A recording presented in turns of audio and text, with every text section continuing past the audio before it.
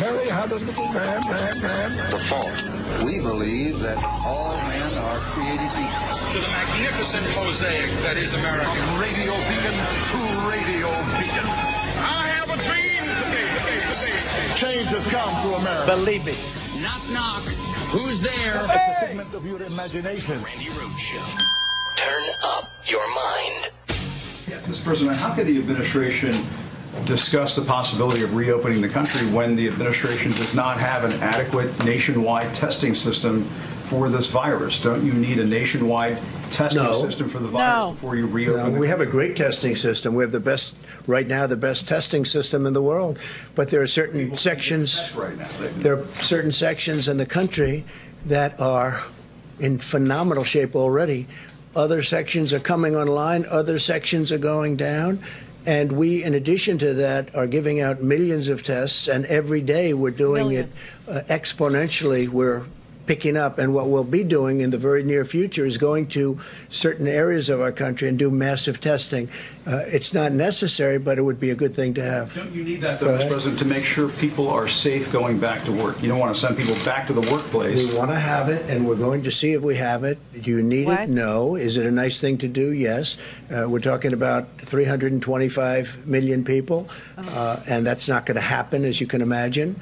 And no, it would never happen with anyone else either. Other countries do it, but they do it in a limited form. We'll probably be the leader of the pack. I know nothing. Exactly. He knows nothing. Hello, everybody. It's Good Friday.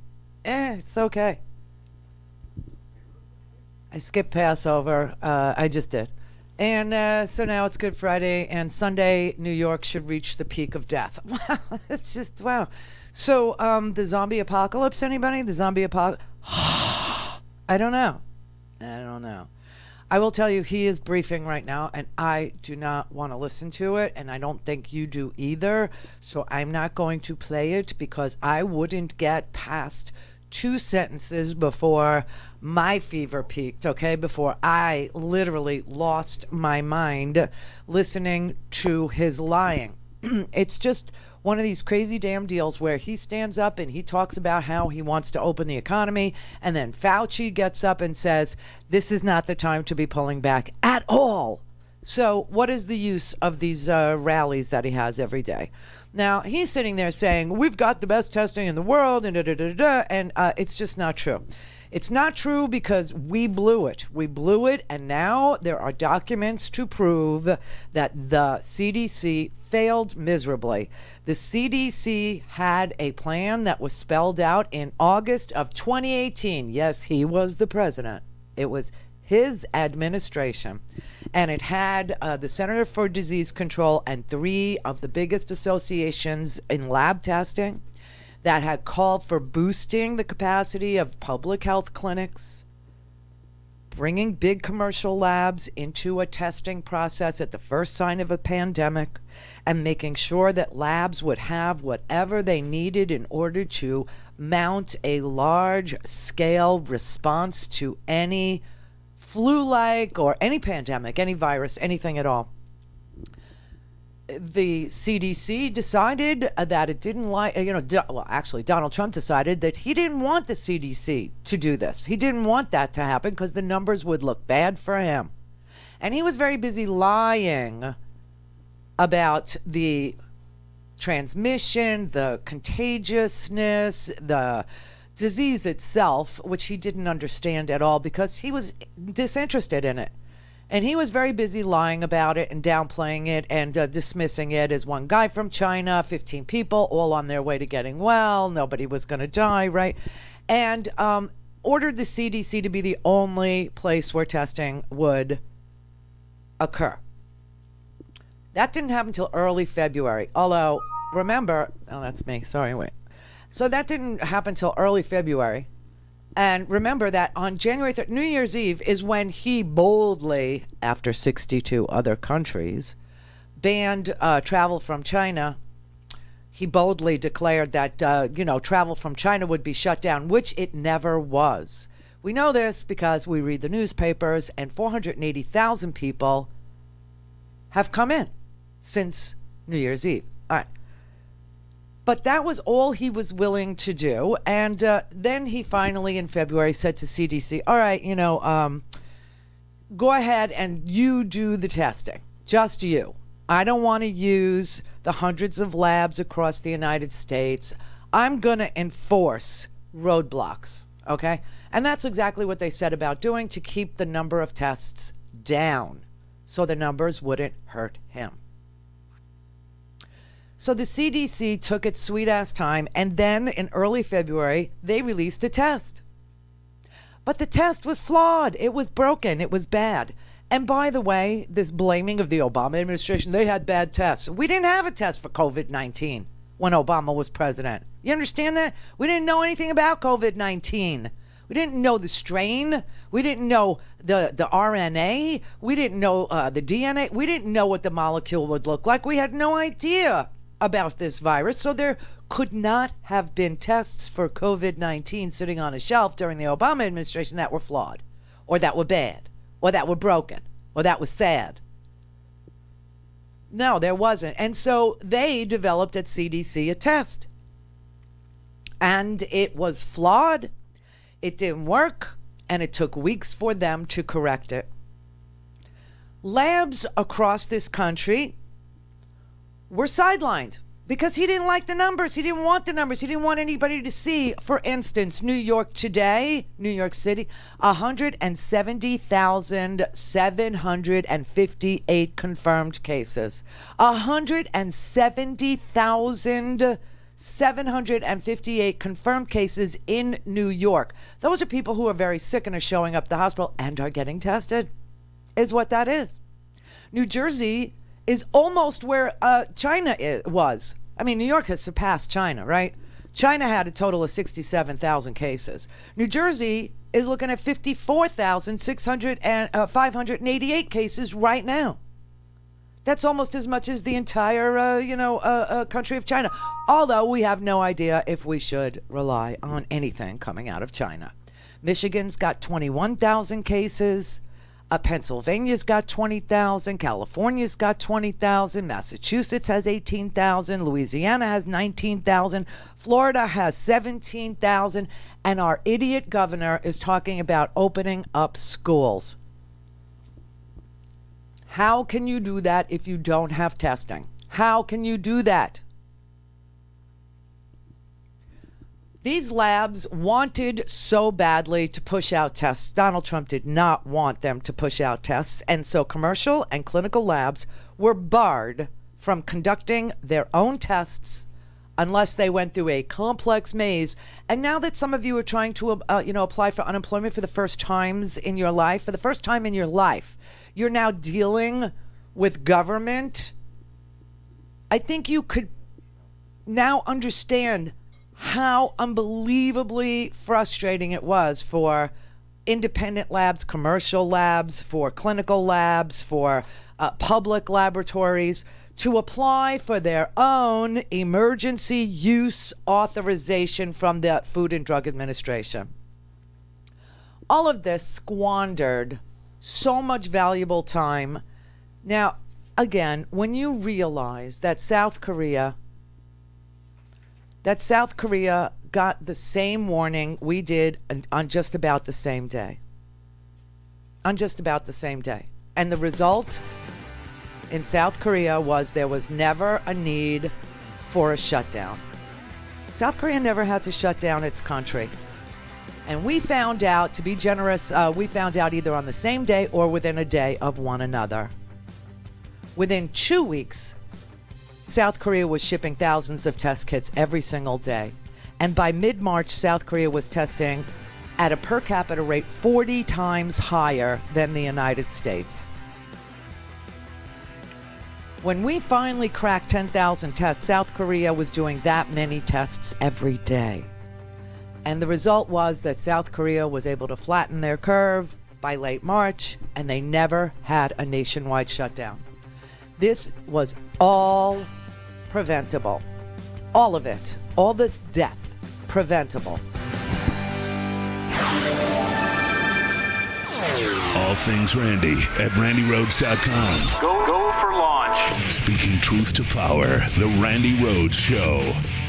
As coronavirus was silently racing around the world in late January and early February, the federal government not only failed to use the massive arsenal of hundreds of laboratories across the United States for emergency testing, it actually left roadblocks in place to prevent non-government labs from assisting. That is according to documents obtained by CNN and interviews with more than a dozen scientists and physicians involved in coronavirus testing. At the very beginning of this pandemic, it was the federal government that had the sole ability to do the testing and made it very difficult for private labs, for university labs to make their own tests based on certain regulatory hurdles. Several hospital and university-based labs have told CNN they saw the pandemic approaching, were developing their own tests as early as January to detect the virus. But the red tape with the FDA's regulatory process prevented them from moving forward, meaning labs sat idle. Rather than enlisting the tremendous strength and power of the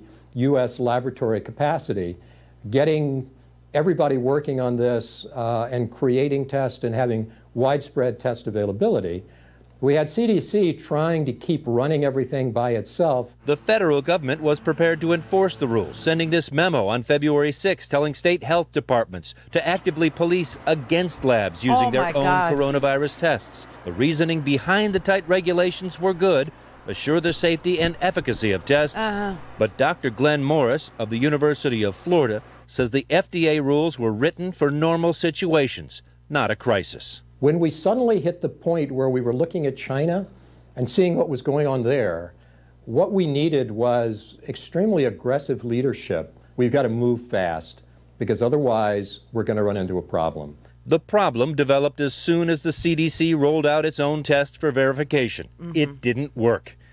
It didn't work. And still, they refuse to let private labs, clinical labs, they refuse to let commercial labs do any of their own creation of tests or dissemination of tests. They just refused. And the reason we all know, is because Donald Trump would not have liked the numbers.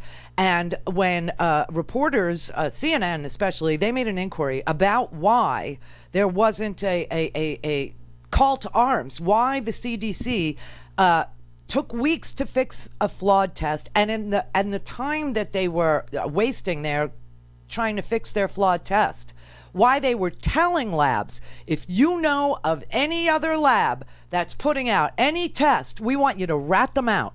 We want you to inform so we can shut it down. And when CNN asked the CDC confirmed it didn't seek to bring commercial labs quickly into the testing mix because it decided it was going to use public health laboratories, but it kept commercial laboratories informed of the plan. They made it so hard for any other lab but the CDC, even knowing that the CDC's test was flawed during those critical weeks that it took them to fix the test. They made it so hard for anybody to do a test that they actually encouraged people to rat on each other if they saw another lab doing a test. Now, Seattle, Washington was the first one. February 6th, the Center for Medicare sent out a memo to state health officials and said, you need to notify the agency if you find out about any labs that are working to conduct coronavirus testing. Okay? And when a friend passed a memo along to Dr. Jordan Lasser, a pathologist at Northwell Health in New York, a member of the Clinical Laboratory Improvement Advisory Committee, she said, oh, that definitely gave us pause. No one wants to spend time and money and manpower developing a test that they won't allow you to use. And this shutting down of that avenue severely hampered our ability to test. The problem was that CDC was insisting on being the sole source for the test used in the United States, and they told everyone else, you have to go through us. And that's what now Seattle, at the University of Washington, they have a Seattle flu study, and they had taken thousands of swabs from people who had flu symptoms across the state. But during February, federal and state officials repeatedly rejected their requests to let them test those swabs for corona. That was reported in the New York Times. And then the CDC said to the University of Washington, the Seattle flu study, that they had to go through the FDA to get approval, and that would take months because your project was not certified to share results with the public health officials or anybody outside that university system. And so at the end of February, the scientists at the University of Washington Seattle flu study decided, we're not waiting. And they started testing the swabs, and they found coronavirus. And they shared that fact with the FDA, and they shared that with the CDC. And guess what the reaction was? They ordered them to stop. They ordered the University of Washington Seattle flu study to stop testing those swabs that they had already collected for coronavirus.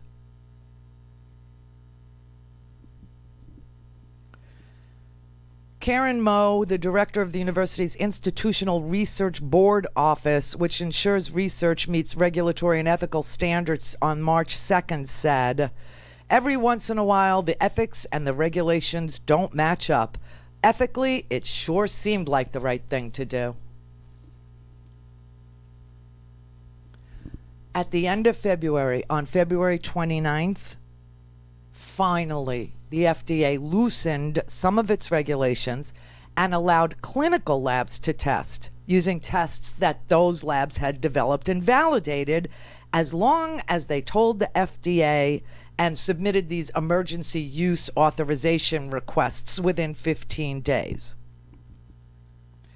A woman named Julie Canny, the president of the American Clinical Laboratory Association, who was a partner in this plan, said it was the FDA's updated guidance at the end of February that was finally the federal call to action for commercial labs. And it came after weeks of pressure from labs across the country. Here's another little shocking detail for this story. This is our quack guy at the CDC. This is Dr. Redford.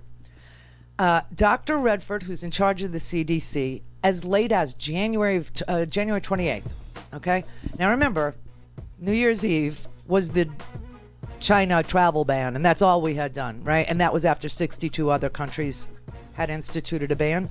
But on January 28th, in an email that CNN got, the CDC director, Robert Redfield, told state public health directors, quote, the virus is not spreading in the U.S. at this time, and CDC believes the immediate health risk from 2019 and COVID, the risk to the general public is low. All the lab directors knew that that was false. And they got on these conference calls with the CDC, and they really begged. They really begged. And it would be another month. Another month.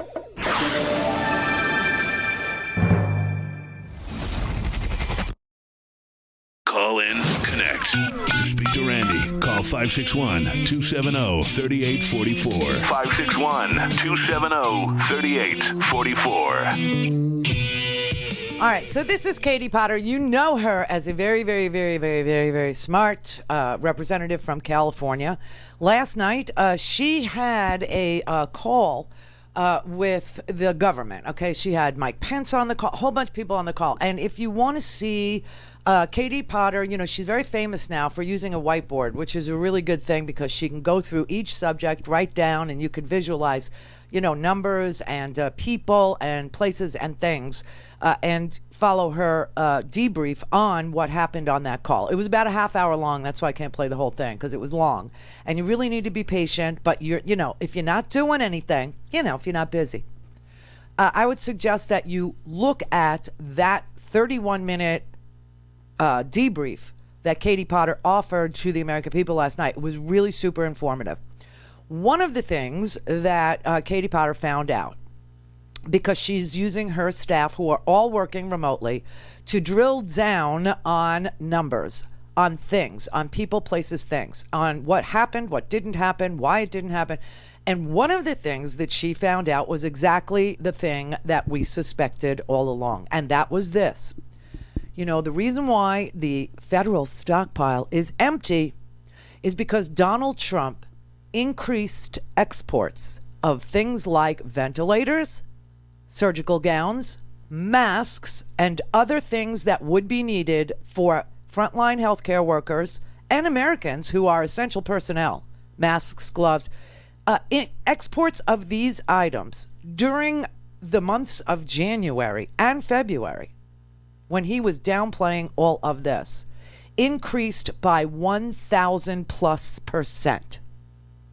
Yes, exports of these materials, these now essential materials that individuals need, depending on where you live, to even go out in public.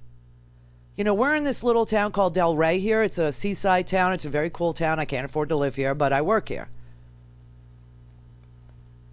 That's where this Commerce Park is. That's where this office is, okay? I don't live anywhere near here. It's just too damn expensive. The rent is too damn high. But that said, we got an order today from the city, from just the little city, not from the governor, not from the state, not anything uniform, that if we want to go outside, we have to cover. We have to wear a mask. People are scrambling to find masks. They are using everything that I've ever seen under the sun. I see people using bras, which is really fun. I mean, my bra would cover two faces. So there I am. I'm very lucky. I never understood why such a little person like me had such great big ones. Now I know. It's to keep me and Jess safe when we go out. But people are using everything known to man. Bandanas, bras, some people are converting socks, all these things. Because we exported everything. Here's a little thing of Katie Porter. The audio is a little muddy. I apologize, but, you know, people are calling it in, right? We located public data that shows that during those critical months of January and February, when our country needed to be increasing its supply of masks, of ventilators, of gowns, in fact, our exports went up by over 1,000% of masks during that period, and our imports of things like hand sanitizer and masks and ventilators fell by 11%. And we also looked at the government contracting data. So we all have a lot of questions about where is the supply, where is this equipment? And what we learned is that the government's contracts for this PPE will not arrive until September or October, long after we're hopefully through the worst of this. Incredible, huh? It's like there's, you know, they talk about herd immunity, as if we were, you know, a pack of bison or something like that, right? No, it's literally thinning out the herd. This is what seems to be occurring. And of course, the more densely populated places are the places where people have contact with each other most frequently. You live in an apartment building, everybody's going to touch that front door. Or you have to buzz yourself in, everybody's going to touch the buzzer. Or you have, you know, a city where people go to bodegas, everybody's going to touch that keypad, right? Everybody's going to make their purchase and they're going to all touch that keypad. And we can't find masks and gloves because this man exported these things plus ventilators, plus surgical gowns, plus N95 masks. Over 1,000% increase in our exports of these items during January and February. I'm sorry, but you're going to have to ask yourself why, because I'm not clear. What I can tell you is last night in New York, we lost over 700 people again. Now, there's this place in New York. I never even knew the name of the island. Apparently, it's called Hart Island. I know where it is. It's off the Bronx, okay? But Hart Island was always referred to by people like me who were lower middle class as Potter's Field. Now, a Potter's Field, I get, is a generic term for a poor people's graveyard. But Potter's Field is a terrifying place to New Yorkers, an absolutely terrifying place, because you can't get there from here, okay? There has never, ever been reporters allowed in Potter's Field. It's an island. You have to take a ferry to get there. And so my mom used to talk about it as being the loneliest place on earth. And she used to tell me that if I didn't, you know, listen and learn, if I didn't, you know, pay attention to the golden rule and do unto others, and if I, you know, use drugs, or if I became a drunk, or if I, you know, became something worse, which back then was like a hua, right? That I would end up being buried in the most lonely, in the loneliest place on earth, okay, in the poor people's gravesite, where all the graves are unmarked. They may scrawl your name on your casket, which would be a, pine box. And they'll scrawl your name on your casket, but then when they bury you in the mass grave, which is what that is, when they bury you there, your grave is unmarked. And this place has been used to bury homeless people, poor people, infected immigrants from other pandemics prior, stillborn babies, believe it or not. I actually, a friend of a friend, I won't even go near like who it was, but their mom had a stillborn, and that stillborn is buried in Potter's Field in an unmarked grave. And so that was a scary, scary, scary freaking place growing up for me. Because we were, lower middle class, a very tenuous, existence. And if I didn't, pull myself up somehow, if I didn't find out something I was good at, if I didn't play by the rules, then I would end up there. She had some weird threats. Totally socially and, politically incorrect threats. Okay, just saying. But that was the day. Anyway, turns out that the city of New York is using Potter's Field right now, and they are burying 24 people a day, 5 days a week. So 100 people in mass graves are being buried in Potter's Field on Hart Island, which you can't get to from here. They're taking the refrigerated trucks, the trailers, and they're putting the trailers on barges and bringing the barges to Hart Island, to Potter's Field, and they're digging mass graves there. Usually they have the city's prisoners dig those graves, but because the prisons have become petri dishes now, they hired contract laborers to bury the dead. And the only way we know this is because of drone video. I think only once in my lifetime reporters were allowed on that island. Oh, by the way, we used to bury our Confederate soldiers there too. Yeah. This is the Randi Rhodes Show. To speak with Randi, dial 561-270-3844. That's 561-270-3844.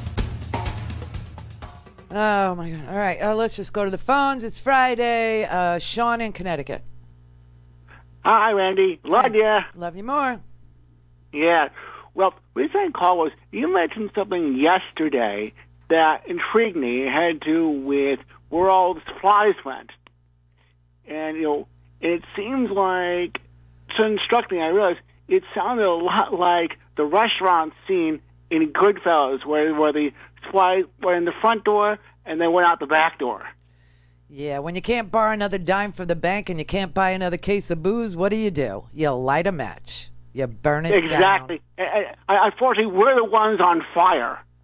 Oh, he's burning it down. There's no question. The man is burning down this country.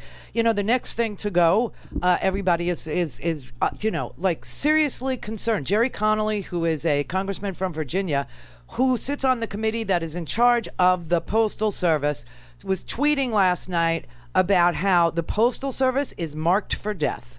He wants to do it in. He wants the Postal Service to go out of business or to privatize it so that somebody can buy it.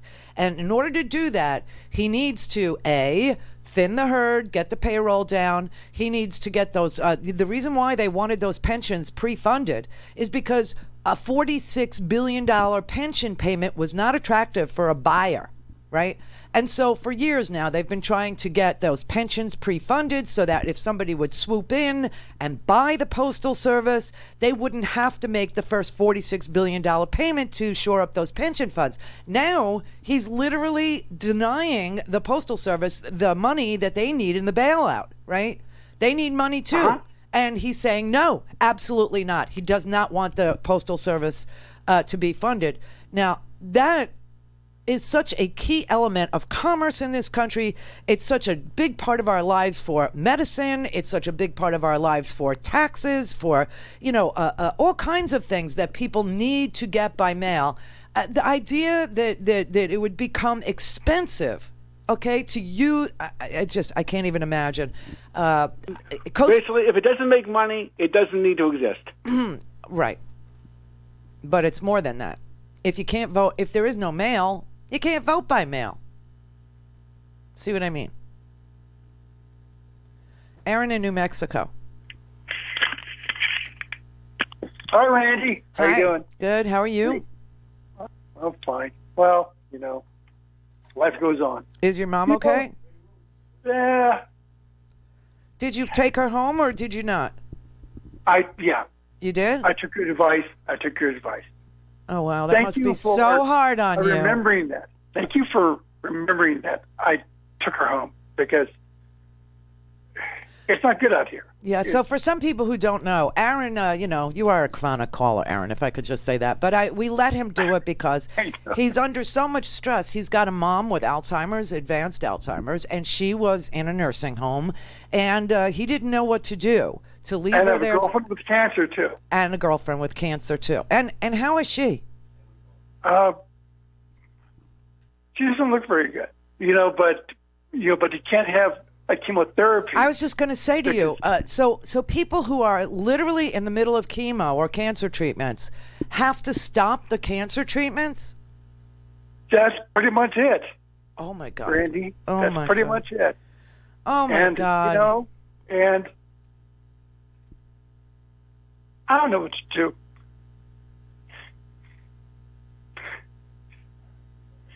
I know. There's no good thing to do except what you're doing. And that's to, just be there for them. That's it. That's all you can do, Aaron. That's it. You're doing exactly all that can be done, which is really, really a testament to you, but what a sick country we have become. That this could happen to a person. It is. Things I wanted to ask you is this. How come the Dow is going up and the S&P? Oh, because yesterday the Fed injected $2.3 trillion into big business. Yeah, but, everything here is not like a shutdown. It's like... That's just the United States, my friend. You got to realize China is opening, and China is an economic powerhouse, okay? And when China goes back to work, the markets, they're cool with it. They're fine. You got 1 billion people in China to work, to consume. You got 1 billion people in India to work, to consume. What do we got? We got 160 million Americans who work. That's what we have, 160 million work. And, that's because half the population is too old and half the population is too young. So we have 160 million people who, are trying to make a living at any given moment. Well, the idea that 160 million consumers might be sidelined doesn't freak out the market, especially when the United States Federal Reserve Bank is throwing $2.3 trillion of free money at businesses. They're fine with it. They'll go, the consumers will be over there. We're going to be the slave labor. They're going to be the new consumers. So if we're sidelined, no problem. Essential workers who are working for just minimum wage or barely minimum wage, they'll risk their lives because what do you got to lose? That's right. Right. I know. That's what he always says. And I have said this since the 2008 debacle. Well, actually, since 2007, I knew the economy was crashing. It was very obvious there was a housing market bubble. It was obvious when appraisers came to my house and looked at my house and said it was worth 3 times what I paid for it, which was bull crap. And I was getting pressure to borrow off my house, and I didn't do it, thank God, because I understood what was going on. And I tried to tell people this is going to explode, and it did. And the unemployment numbers now are badder, bigger, worse than the 2008, 2009 unemployment numbers, which, by the way, took a couple of years to get that bad. Okay, they're so horrendous now. And the stock market doesn't care because they've got a whole new bunch of consumers. No, you're right. They do. And I said that. A long time ago, I said we were changing places. We own stock. We own Boeing stock. It went from $4.44 to all the way down to $150. It's I don't know what's going to happen. You know, what should happen is everybody, that is managed by these really bad CEOs who didn't plan for any savings during an emergency of any sort. Could have been a virus, could have been a war, could have been a million different things, could have been anything at all, right? And they decided to take their profits and do stock buybacks. They need, you want to thin the herd? We need to get rid of those CEOs. We need to get rid of these hedge fund managers. We need to wash them out of the system. They need to go. No money to them. No money to them. Americans will end up owning more of those companies because, you own stock in a company you work for or whatever. They will end up owning those companies, and that will be a good result. But oh no, oh hell no. We've been fed this steady diet of lies that if those companies go under because the CEO is fired or because the board is fired or because the hedge fund that owns it goes broke, the real truth is the employees would end up owning greater shares of those companies, and they would save them. Yeah, you're right. It's all a big lie. Everything about our economy is a lie. Everything about it. Everything. That we make anything here is a lie. Okay.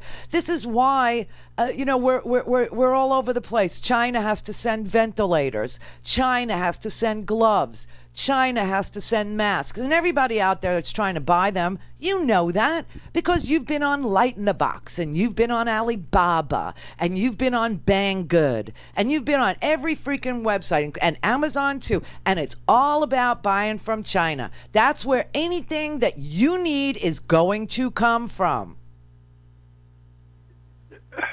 Randy, I can't even buy gloves out here. Right. I can't even buy a mask. That's right. You can't. I can't. I mean, I've been through tons of places out here in Santa Fe, and I can't even buy them. I can't even buy toilet paper. No, I know.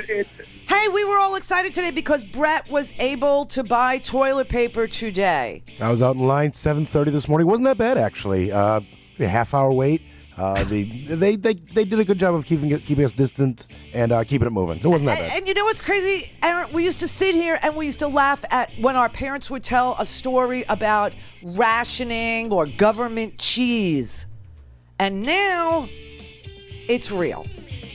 Except now it's not cheese and silk stockings.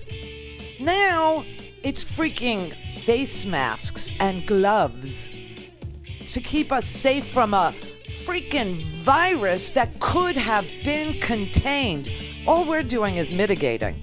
Okay, we're not even close to containment because we don't have tests. If you don't have tests, you don't know who to contain. Mary had a little lamb.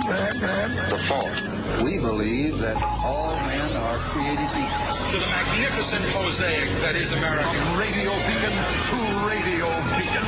I have a dream today. Change has come to America. Believe me. Knock, knock. Who's there? It's a figment of your imagination. Randi Rhodes Show. Turn up your mind. Oh, everybody, here's our idiot governor, Ron DeSantis, who won an election by dressing his little baby in a Make America Great onesie. Child abuser. Here he is, wanting to open up schools. Now, if you look at with schools, I mean, kind of the public health playbook when things happen like this, close schools, cancel mass gatherings, there's just certain things you do. And I understand that. This particular pandemic is one where I don't think nationwide there's been a single fatality under 25. For whatever reason, it just doesn't seem to threaten kids. And we lose in Florida between 5 and 10 kids a year for the flu. This one, for whatever reason, much more dangerous if you're 65 and plus than the flu, no doubt about that. If you're younger, it just hasn't had an impact. So that should factor into how we're viewing this. I think the data on that has been 100% consistent. I've not seen any deviation on that. Obviously, there's second and third order effects that you have to do in terms of how kids interact or whatnot. But we're going to look at it. I mean, we'll make a decision in due time. He's an idiot. Okay, here's the real truth. No one in Florida under the age of 25 has died yet from coronavirus. But we've had newborns die of coronavirus. We've had an infant die of coronavirus. There are at least 5 people under the age of 25 who have died from coronavirus. And the idea that school is somehow not a petri dish, everybody knows what happens when you have a little, a toddler who then becomes school-aged and starts venturing out into either pre-K or nursery school, whatever you're going to call it, kinder care, and then, or maybe they just go right into kindergarten and first grade. All of a sudden, the whole house is sick. The whole house is sick because the kids bring whatever it is that's going around home. And that kid could be coming home to grandma. That kid could be coming home to Aunt Randy. That kid could be coming home to Uncle Jimmy or Uncle Howard or, this is just they're so ridiculous. They just want to rush to open, and get people back to work because JP Morgan's numbers are terrifying. JP Morgan has looked at the situation we have found ourselves in through no fault of our own, but through complete 100% liability and neglect by this administration, the CDC, the failure at the testing, the failure to acknowledge that this was going to be a problem, the failure to contain it. Now all we can do, like I said, words matter. Containment means identifying who has it and tracing any connection or any contact that they have had, and then quarantining those people for 14 days as well. That would be containing the spread of this virus. We've never done that. We're not doing it now. We're not in containment mode. That's what South Korea did. It's what China did. It's what other places did that have a whole lot less death and spread. What we're doing is called mitigation. That means taking a bad situation and making it slightly tolerable. Mitigating factors doesn't mean the crime hasn't been committed. It means, maybe you meant to do the right thing, but you did the wrong thing. And that's where we are. We're mitigating. We're trying to mitigate a bad, horrible, neglectful, criminal situation. We're not in containment. We never were. We're in mitigation. And Idiot Boy is sitting here saying, let's open the schools. Let's do it. And Donald Trump is sitting there saying, I'm putting together an economic task force. And they're looking at, like what's going to happen here. And instead of giving people money, instead of giving families money, you got to jump through so many freaking hoops. I mean, people. I will say, I heard a rumor. I hope it's true for California that your unemployment checks, your $600 checks, should start flowing. I heard Sunday, but Sunday the banks are closed, so I'm not clear. But soon. Other people like Florida, we're lining up outside. I'm not, because I'm not unemployed. But they're lining up outside, not social distancing at all, trying to get paper applications. And Idiot Boy was asked about that too. That shouldn't happen. That shouldn't happen. Yesterday we saw these very long lines in Hialeah. People. Yeah, so we don't want the line. I mean, so social distancing is important. Some people don't have access online. Obviously, the website was having problems. We put a lot of servers in. Sunday, I think they did 62,000. Then it started to go a little slower yesterday. So they're working on that, and they're. Look at him. He's sitting there with one freaking glove on. What is that about? One glove. Say, no, we don't want that. We don't want that. We don't want people lining up in Hialeah. We don't want. But that is what he did. That is what happened. Here it is. No one here on this video is social distancing. Look at this. Everybody's on top of everybody.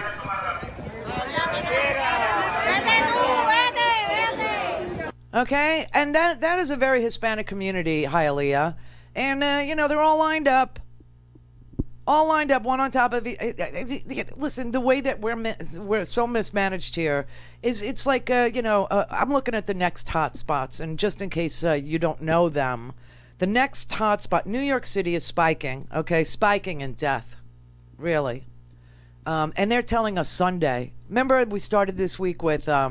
Jerome Adams, he's our Surgeon General, telling us that this was going to be our 9/11. Remember, this was going to be, our Pearl Harbor week. This was going to be the saddest week for everybody, and blah, blah, blah. Okay. Well, that means New York is peaking this weekend, okay? They had they're going to... So far, like last night, I think they lost over 700 people. The night before, they lost 779 people. And like I said, there are barges of dead bodies because they can't even keep them. So what's going on is a lot of the bodies are temporarily going to be interned, meaning buried in mass graves in Potter's Field in New York. And that's why they're scrawling the name of the person on the pine box, so that if they have to dig them out for a hearse to come and get them, I don't know how the hearse is going to get there. Maybe they'll ferry it back to have a proper burial. I mean, these are the stories we heard in Italy. Okay, we heard these same stories that people were dying alone and that people were being buried without their families being able to attend. It's not just poor people. It's a lot of people. It's a lot. Anyway, it looks like the next hotspots are going to be Detroit. 35% poverty rate there, 3 times the national average. What could go wrong? Large homeless population in Detroit. Michigan has 21,000 confirmed coronavirus cases as of today. Detroit has 6,000 cases and about 272 deaths. Now, remember, the deaths, oh, this is so sad. The deaths lag behind the diagnosis. About 14 days between showing up at the hospital and then finally coding or having the ventilator shut off, right? So you got that. Gretchen Whitmer is trying her very, very best, but her stuff's being taken by FEMA. Crazy. At this time, the trajectory of Detroit is unfortunately even more steep than that of New York. Dr. Tina Chopra, the medical director of infection prevention and hospital epidemiology at the Detroit Medical Center, was quoted as saying by the Associated Press. Chicago is also up there. Illinois, you've got 16,000 cases as of today. 11,000 are in Chicago. Got 9.5 million people living in your metro, and the U.S. National Guard and Army Corps of Engineers are working to set up McCormick Place, as you know. Your governor, J.B. Pritzker, is also saying his stuff's being commandeered, taken away from him. He said, we will peak sometime in April. New Orleans, of course, Louisiana, you got 18,000. The coronavirus cases are growing in Louisiana faster per capita than any other state. Orleans Parish has 5,000 cases. That's New Orleans. That's as of today. And then South Florida. South Florida's right up there, the next hotspot. Things Randy at RandyRhodes.com. Go for launch. Speaking truth to power, the Randi Rhodes Show. All right, so I'm telling you about the next hotspots, and while I tell you about that, if you're watching on YouTube or wherever you watch this, on RandyRhodes.com or wherever, I'm going to show you this drone video. There's no audio on it because it's drone video of the mass graves being created in New York, and how they're handling these boxes, because frankly, I've said this before. I know a lot of people have very specific plans about their funerals. Some people don't want one. Other people want to be cremated. They want their ashes, sprinkled around something that they love or whatever. Other people want the whole thing. Some people want to lay in the rotunda. They want to be, lie in state. This is how you are buried if you're a COVID mortality. I don't even know how to say. If you've died from COVID and your family's under quarantine and can't claim your body, this is where you'll go. And in my whole life, I've never envisioned my funeral including a forklift, a barge, a trailer, a tractor trailer, or see that building right there? See, that used to be a mental institution, and before that, they tried it out as, it was built to house Confederate soldiers that the North captured. So that's for you guys in the Confederacy. That's where you would go. But now it's a mass grave, is what it is. I mean, this is just chilling crap. This is just amazing. Look, here comes the forklift. Here you go. New shipment of dead. Bring out your dead, everybody. Bring out your dead. It's just... All right, so we know the next places are going to be Detroit. It's going to be Chicago. It's going to be New Orleans. It's going to be South Florida. Our governor, our idiot boy governor, he wants to open schools. We have 16,000 cases here. He wants to open schools. You know, we get a notice every once in a while that new tests have come in and that they're available for very sick people. And here, it's probably the same where you are. Here, what you have to do is you have to call, and then they'll teledoc with you, and then they have to make sure that you're good and sick. You know, you got like a nice fever going, you can't breathe, you look like crap. You know, you're having, you know, the sweats or whatever, and you got it, right? And then you can make an appointment for a few days later to drive down to a place here, okay? And then they will test you, but you'll have to wait at least 3, maybe 5, maybe 6 days to get your result. Well, I mean, that's a great plan, isn't it? Way to go, DeSantis. Let's open the schools with that being the only... And I just got a notice, you know, that from our county saying, okay, guess what, everybody? We got 2,000 more tests. 2,000 more tests, but only if you're really sick. Then you could call. Then we can evaluate you. Then we can make an appointment for you. And then you can come in. And then you could wait for your test result. Let's open the schools. Washington, D.C., relatively small. Population there is about 711,000. There's 1,500 confirmed cases as of today. The total combined number for D.C., Maryland, and Virginia, which is, you know, much more than a tri-state area. I mean, a lot of people work in D.C., live in Virginia. A lot of people work in D.C., live in, you know, Maryland. I used to live in D.C., but I worked in Rockville. I worked in Maryland when I was, you know, at Clear Channel, the Dark Star. That's when I lived in D.C., I used to drive to Rockville because they have a Clear Channel cluster, which sounds like, you know, COVID. And it was about as enjoyable. But, yeah, so 11,750 for D.C., Maryland, and Virginia, 280 dead. And Dr. Debbie Birx today, she said she's a little concerned about Philadelphia, concerned about Philly. Philly's got 5,000 cases. Pennsylvania has 18,000. 340 dead. Colorado, 33,277 deaths are predicted by June 1st in the worst case, 379 in the best case. There were 6,000 cases today in Colorado. 1,000 of those are in Denver. That's not so bad when you consider New York has 170,000 and 758 cases. Worldwide, there are 1.6 million, headed to 2 million cases. And New York is so inundated with dead that it's literally 1350 there. Let's bring out your dead time. Instead of an ox cart, we use a tractor trailer. That's what we do. And then we put it on a barge. Never imagined a barge in my funeral. Craig in Oregon. Hello, Randy. Thank you so much. I feel so honored that you picked me. Yes, I picked you.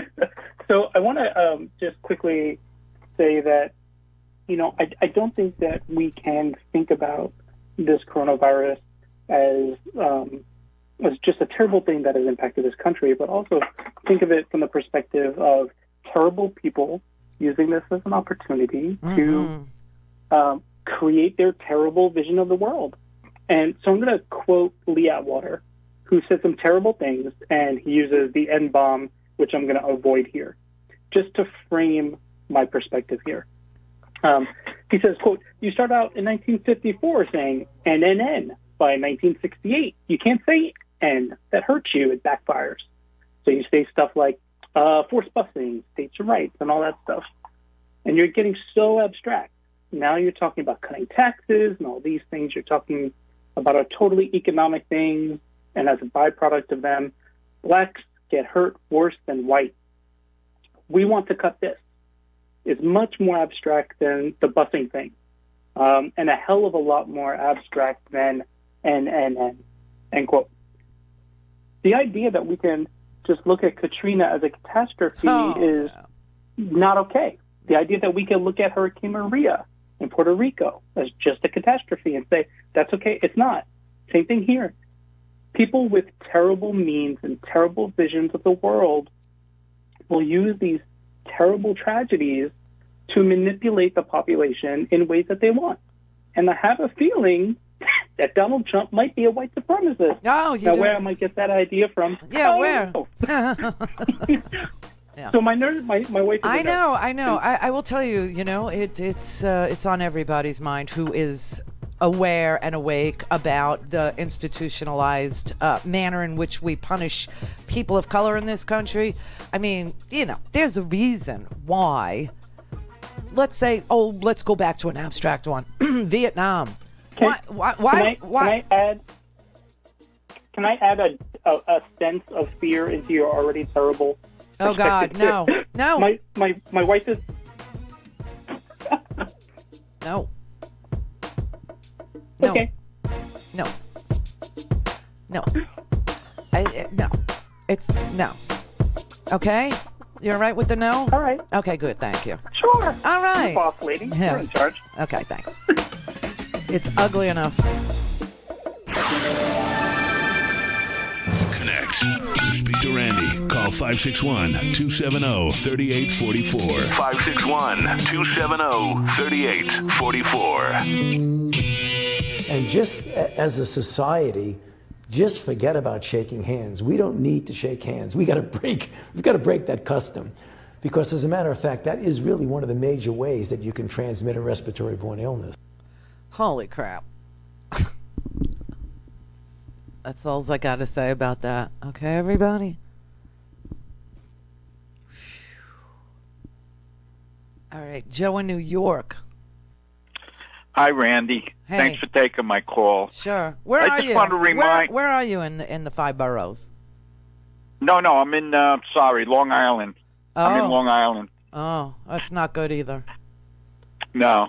We just had a couple of relatives came down with it also, and one died. She was 32 years old. Oh no! But anyway, yeah, it's very sad, and we can't even see him. Obama inherited the economy that was on free fall. All right, all Trump had to do was just coast. Just coast. It would have been better. Yeah. I could imagine how good it would have been if Hillary was here. And the other thing is, he dismantled everything. He dismantled the epidemic unit. He just dismantled the CDC epidemic control teams, which were in 39 countries, right, which included China. He brought them all back. You know what the name of that was? It was called Predict. Predict. And he sold 17 tons. Yeah, he sure did. Our exports of things that are now crucial to our survival went up by 1,065%. Okay, and our imports of those things went down by 11%. I mean, this man is supposed to be the greatest businessman ever. Well, I don't know what his business is, but if his business is like being angel of death, then he's good at that. He just bankrupted the American country. He just bankrupted us. And if this was Obama, he'd be calling Obama a murderer. Oh, definitely. Oh, my God. Can you imagine? I mean, Obama was pro-bringing health care and did bring health care to about 20 million Americans, and they put his face on a poster with a bone through his nose and called him a witch doctor and accused him of killing grandma. What the? Yeah. Randy, if I may, yesterday you were talking about the mail-in ballots. Yeah. And I'm in the union. I'm in the Teamster union. Back in the 70s, we had to rent out a voting machine and get down to it. Well, we stopped that 30 years ago. All right? We do mail-in ballots. Not one complaint. just mail-in ballots. You have all checkers over there, make sure everything's going right. You hire a company to do all the mailing and get all the stuff back. That envelope that you get is 3 envelopes in there, all right? The first one is mailed to you. The second one you just sign. The third one you put the ballot inside that, and then inside the second ballot, the second envelope. We never had a complaint over that. And nobody, no one ever was accused of cheating, nothing. You're right. I mean, look, Utah votes by mail. Washington State votes by mail. Hawaii is going to have their first vote by mail, all vote by mail election this year. Colorado votes by mail. Oregon votes by mail. And other states have no excuse absentee voting, meaning you don't have to tell them why you want to vote on a piece of paper and send it in yourself. You don't have to tell them. 22 states do that. This man is terrified that a large turnout via getting your ballot in the mail because you're a registered voter will prevent him from becoming the next president of the United States. That is what his big fear is. And there's another reason too, because there's never really one evil reason. The other reason is he wants to destroy the post office because think of the real estate the post office has. Think about that. Oh, a lot of money. Oh my God, billions of dollars in real estate. Okay, and so that's kind of been on the back burner for a really long time, since about the Bush administration. Since 2006, they've been saying, all right, here's what we're going to do to hobble the post office. We're going to make you pre-fund the pensions of people who haven't even been born yet, who may go work for the post office someday. And we want you to make a deposit of like $50 billion, $46 billion into that pension fund. No other entity, no other company, no other union, no other nothing ever had to pre-fund a pension like that. The reason they did it to the post office is because they've been dying to make it attractive for privatization, to make it attractive for, a hedge fund to buy it. And if you had $46 billion in prepaid pensions, well, who wouldn't want to buy that? Well, you know what Reagan did to them too. He took away their Social Security. What do you mean? Well, what happened was back then when Reagan was in there, he wouldn't allow them to double dip, so they couldn't get a pension and or Social Security. Right. Right. So a lot of them don't have Social Security or medical. They were getting it under Obama. That's unbelievable. They have been after this post office forever. And now that there is a need to vote by mail, and now that there are 27 states that allow or prefer people to vote by mail, he's freaking out. And he wants to destroy it. Period. Now, there will be people who say, oh, but the Postal Service is enumerated in the Constitution. It is mentioned in Article 1, Section 8. But all it says is that that Congress should establish post offices and post roads. That's all it says. It doesn't say anything about, mail delivered by airplane. Do you know what I mean? Which is how we get it across the country and to other countries. And so there's an opportunity for the Supreme Court to literally weigh in and say, you don't need to have a post office. You can dissolve it. No. And I'm telling you, they asked for $89 billion, saying they're going to run out of cash by the end of September because of the COVID thing. Because there are, it's like one of my callers said a couple weeks ago, I think. She had noticed this very low volume of, the big postcards that you get and the real estate postcards that you get and, the Bed Bath & Beyond 20% off online only.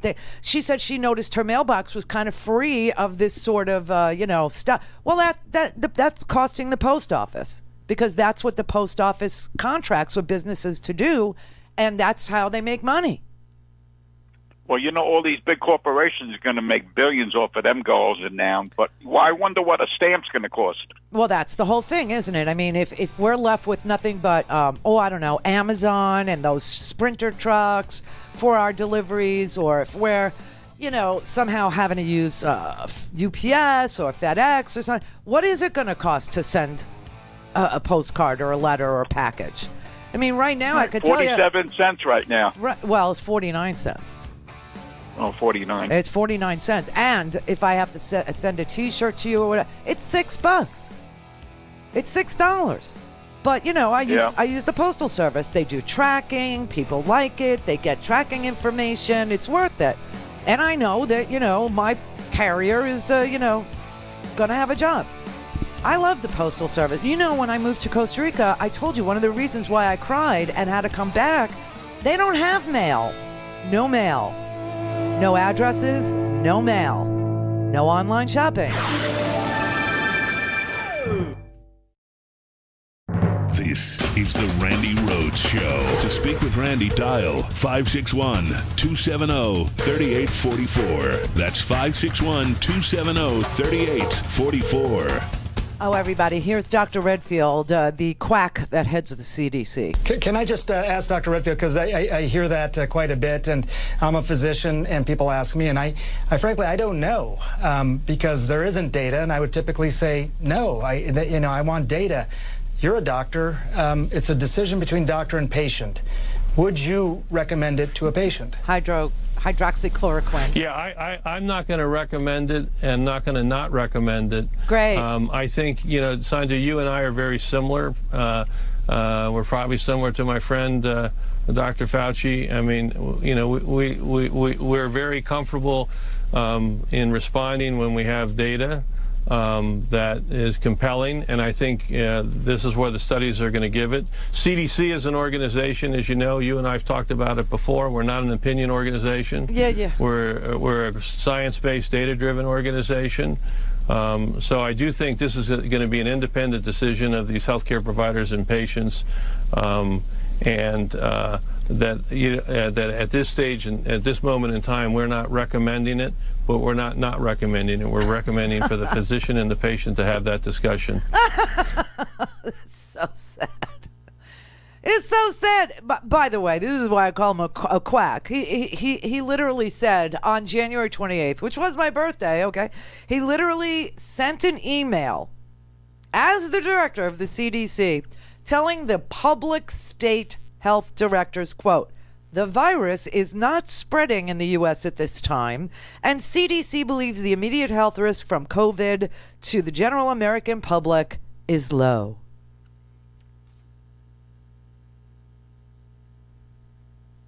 We have almost 500,000 cases in the United States. Almost 500,000 cases in the United States.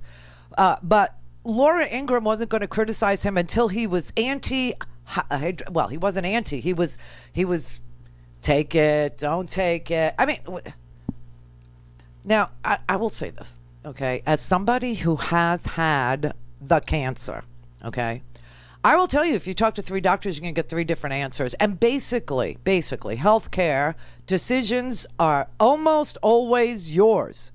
You're going to get, like, whether or not to do this or whether or not to do that. Well, I would do it. No, I wouldn't do it. Well, I would, get surgery. Oh, I would do physical therapy. Oh, I would do the chemo. Oh, I would just take letrozole for the next 5 years. Oh, I would just screen very aggressively for the next, every 6 months, have a mammo, and you'll catch whatever it is. Or, you're going to get all these different answers.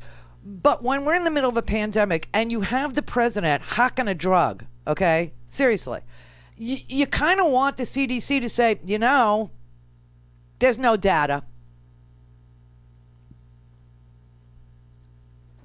You don't want the CDC to be saying on January 28th, when we absolutely positively knew there was a pandemic that was about to just grab us by the throats here, well, it's a very low risk, and we don't need to mitigate. We don't need to do anything.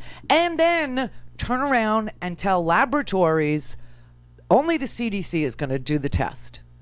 You can't do it.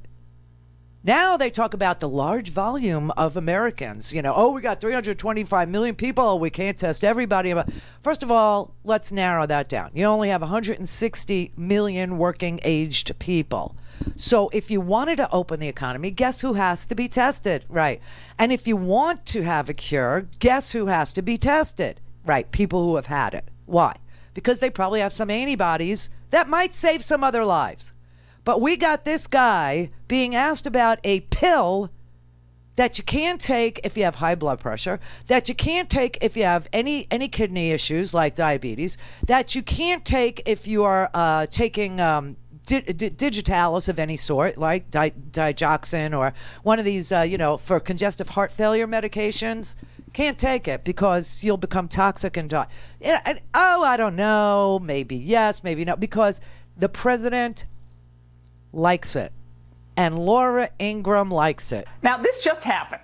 The CDC director, the agency that kind of screwed up testing for about 6 weeks in the United States. Yeah. He was on CNN tonight essentially dismissing, trashing, a backhanded slap at hydroxychloroquine, despite all of its success stories. Unbelievable.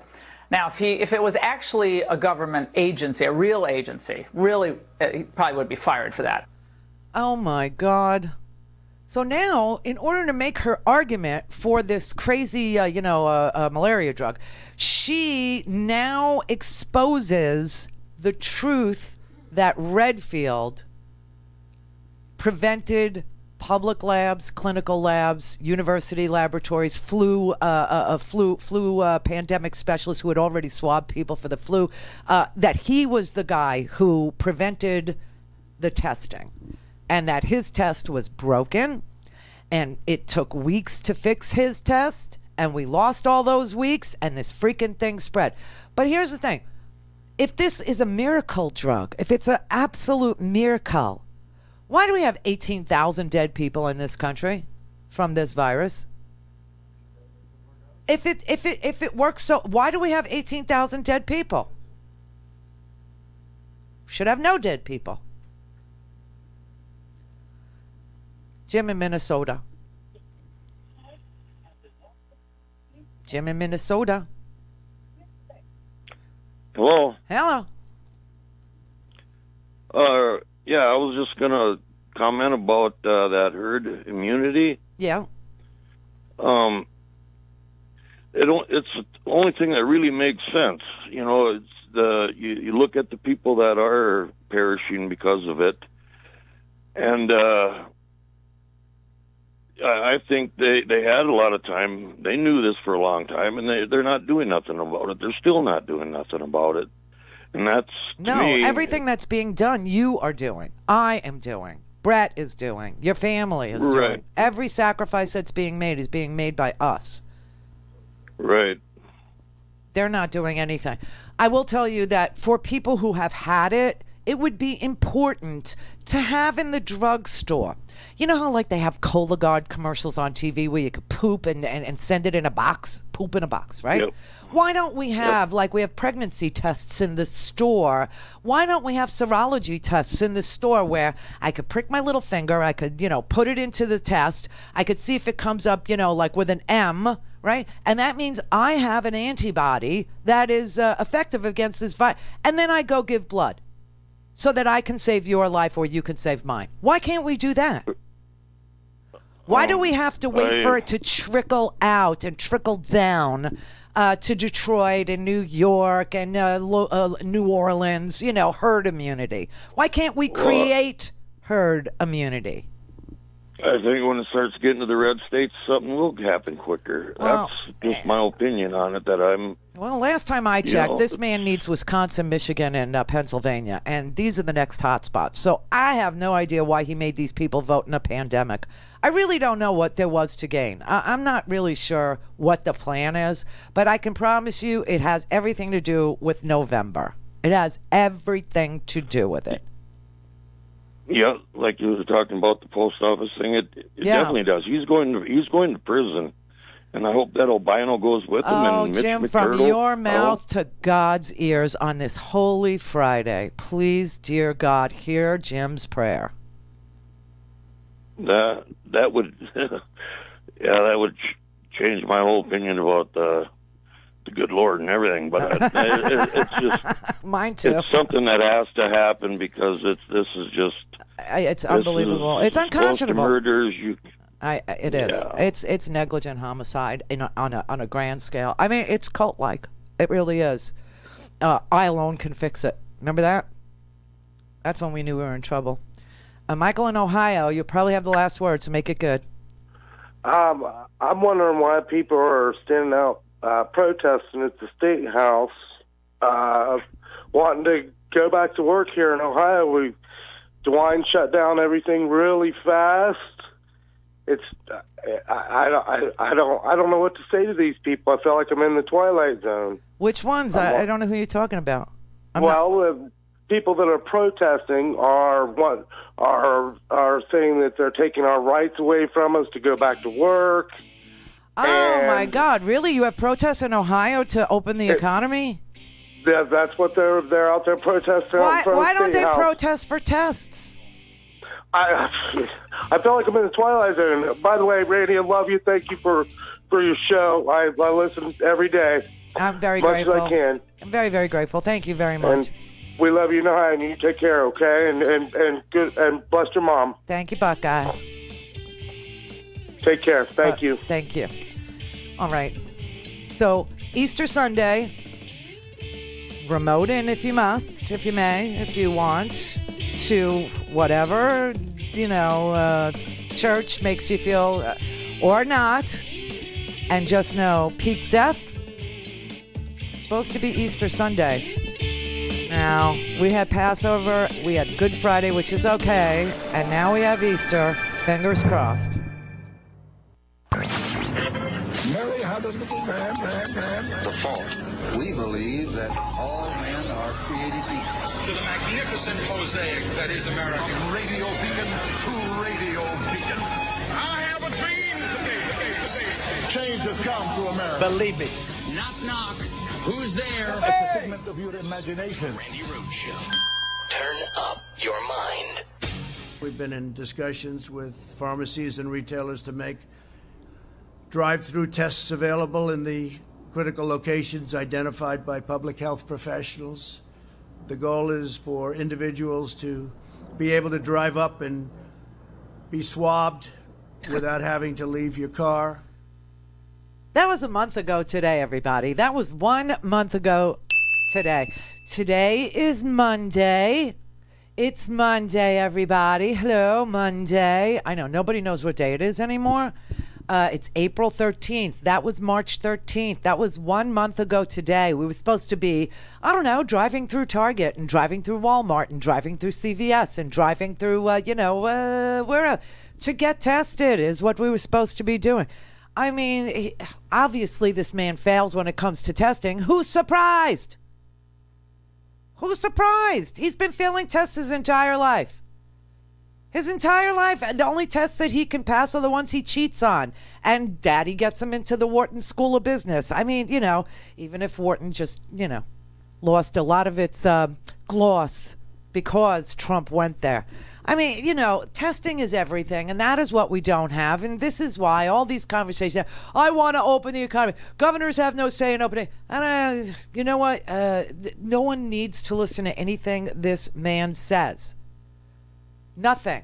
You want to hear another thing he said? The same press briefing. This was the day he declared a national emergency. For those of you who are, like cavemen and marking things on the wall to try and figure out what day it is and how long you've been in the house. And it's been a month since a national emergency was declared by this president. 1 month ago today. 1 month ago today. And 1 month ago today, Trump and this is another thing. This Debbie Birx, she gets on my last nerve now because she was part of this ruse too. She stood up a month ago. And this is the best way to figure out if anybody's word is worth relying on, is to listen to what they say, watch what they do, and then figure out whether or not you can rely on what they said they do. Because no matter what this man says, his aversion to testing will cause more death. It will make reopening the country into a deadly debacle. And it's not a win-win. It's not even a win-lose. It's a lose-lose. He opens the country, we die, the economy loses anyway, and so does he. How is this good? I don't even understand. Everything he touches dies. Thank you, Rick Wilson, for that amazing, prophetic title of your book. Anyway, this was a month ago today, too. We've been in discussions with pharmacies and retailers. Oh, okay, I played that one, this one. Google is helping to develop a website. It's going to be very quickly done. Quickly, strongly. Unlike websites of the past, to determine whether a test is warranted and to facilitate testing at a nearby convenient location. So we want to also announce this new approach to testing, which will start in the screening website up here, facilitated by Google, where clients and patients and people of interest can go, fill out a screening questionnaire, move down for symptoms or risk factors, yes. They would move down this and be told where the drive-through options would be for them to receive this test. The labs will then move to the high-throughput automated machines to be able to provide results in 24 to 36 hours. Oh my God, that sounds great. It just never happened. None of this ever happened. That's the crazy part. So NPR actually did the hard work of fact-checking the March 13th emergency declaration Rose Garden ceremony. Okay, I mean, he actually turned the announcement of a pandemic being a national emergency into a celebration, had it at the Rose Garden. And when you compare what he said he would do and what has been done, it's an epic fail because everything this man touches dies. So, the first part of this was that we were going to have these drive-thrus, and he said that we were going to have them at Target. He said that we were going to have them at CVS. He said that we were going to have them at Walmart. He said that we were going to have them at local pharmacies and schools, okay? None of this ever happened. None of it. Target did not formally partner with the federal government ever. Then we move on to the Google project. Google never actually had a plan where Donald Trump said in that same announcement that there were 1,700 engineers working on it very strongly. You have to laugh. Very quickly, very strongly, 1,700 engineers. There were never 1,700 engineers ever. The Google project turned out not to be led by Google at all. It was led by Verily, which is owned by Alphabet, which also owns Google, but it's a smaller spin-off of the Alphabet company. And Verily created a smattering of websites for 5 counties in California, and that was the extent of it, okay? That was all that ever happened. The drive-through testing, here's the fact check on that. He said, quote, and I played you this, "We've been in discussions with pharmacies and retailers to make drive-through tests available in the critical locations identified by public health professionals." There has been no implementation of drive-through tests. Walmart has opened exactly 2 testing sites, one in Chicago, another in Bentonville, Arkansas. That's where they're headquartered. Walgreens opened 2 in Chicago. CVS opened 4.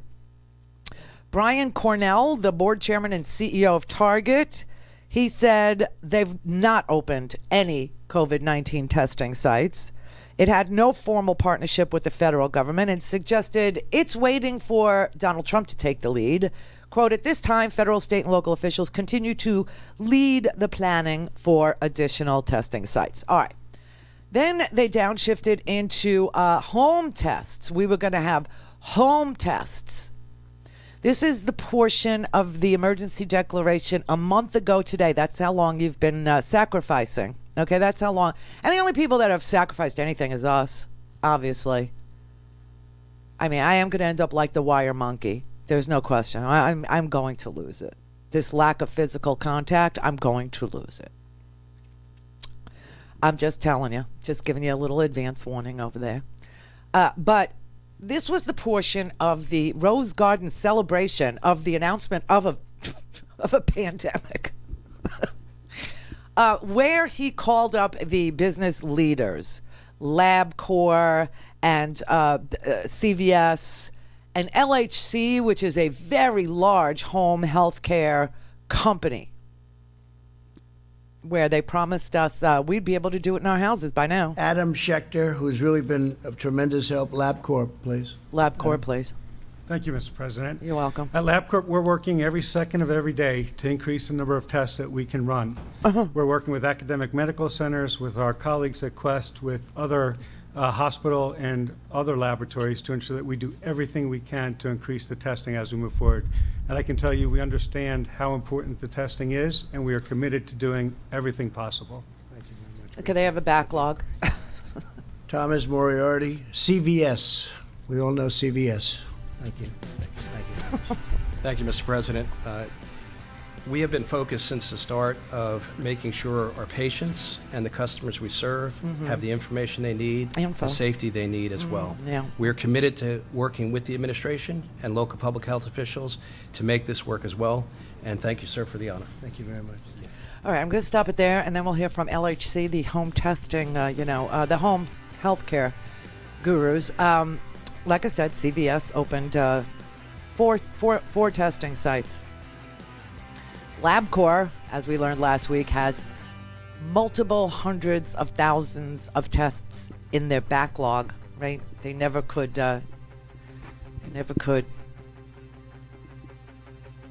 Perform. Yeah, they failed at the performance, which don't be surprised.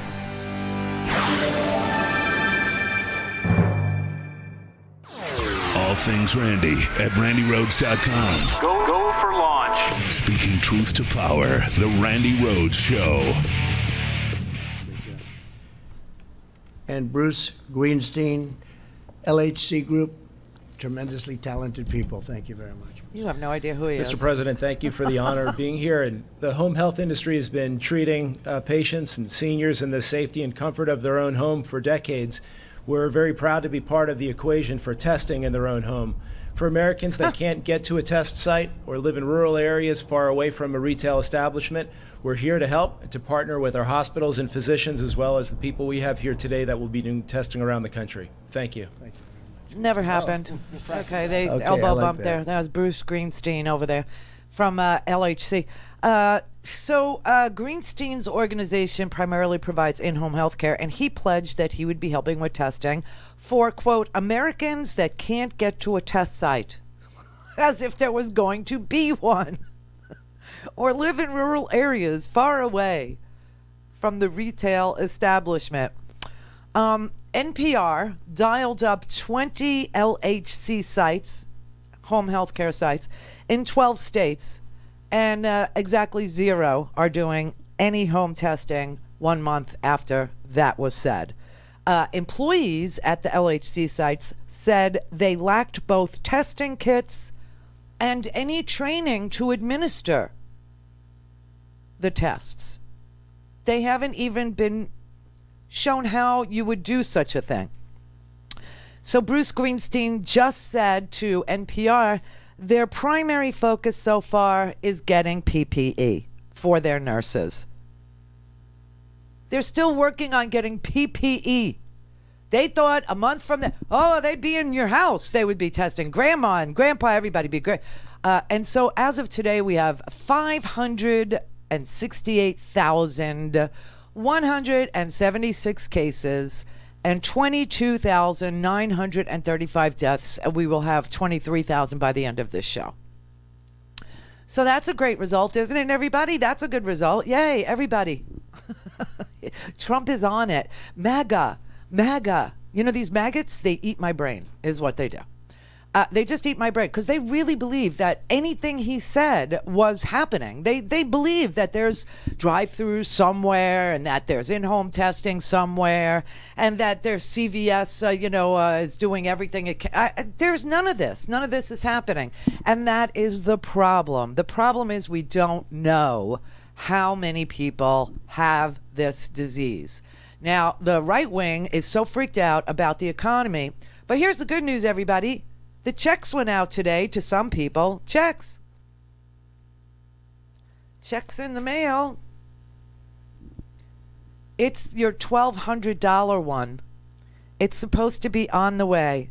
So keep an eye out for it, because that's what you'll be living on for the rest of your life, which is a little scary because that means they think we're going to die pretty quickly and strongly. And don't go spending it on just one thing like a fraction of your rent. Don't go doing that. I don't know. If they expect us to live on the $1,200 for the rest of our lives, then believe me, everybody. Believe me. They think that we're going to die pretty quickly, is what it is. Because a one-time payment of $1,200 is about a slap in the face, is what it is. It's like adding insult to infection, is what.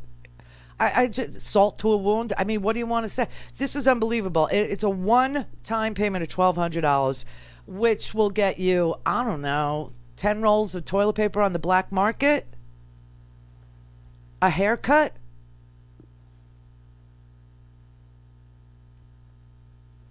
I would say a fancy dinner out, but we can't go out. Where could we go? Where could we go out to dinner? You can't go out to dinner. You know what? I'm going to buy a shot and a beer for everybody on a ventilator. There you go. That's as meaningful as, the $1,200. So that's what we're supposed to be looking for today, the $1,200 check, which, by the way, have different arrival times for different people. It said today that the IRS deposits will continue rolling out, everybody, like dough. Who's baking bread?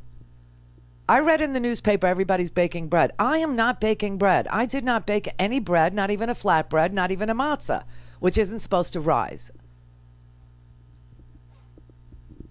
The Pillsbury Doughboy rose on Easter, except he didn't rise on Passover. That's my reference point for baking bread. But they're telling me everybody's baking bread. You know what I did? I gave my family a Dark Side of the Moon puzzle. Do you know why that is cruel and unusual? Look at the cover of the Dark Side of the Moon. It's got the little pyramid in the middle and a couple of lines of white shooting out from it, and the rest of it is black. None more black. Here, family, go do that. Anyway, they say that it's going to be rolling out in the coming days and that they are creating a website that will tell you when your check gets mailed, which ought to be up and running by Friday. Will it be at a drive-thru at a CVS? I don't know. But that's the plan, that they are going to launch some site. It's expected to be working by Friday. The payments are going to be sent through direct deposit to people who file taxes for 18 and 19 and also returned the little form that authorizes the IRS to refund you if you would do a refund by direct deposit, right? So that's how the direct deposits will be conducted. Now, they're saying that some people who get Social Security have to fill out an additional form, but it isn't clear, like, who has to fill out this additional form. And so the IRS is saying, if you get SSI, better be safe than sorry. Go fill out this form. I don't know where the form is. Is it on the IRS site? I mean, it's just so unbelievable. And if you don't have direct deposit from the IRS, they're saying you could wait weeks or a month or 2 months or 3 months. And some people will get it by September.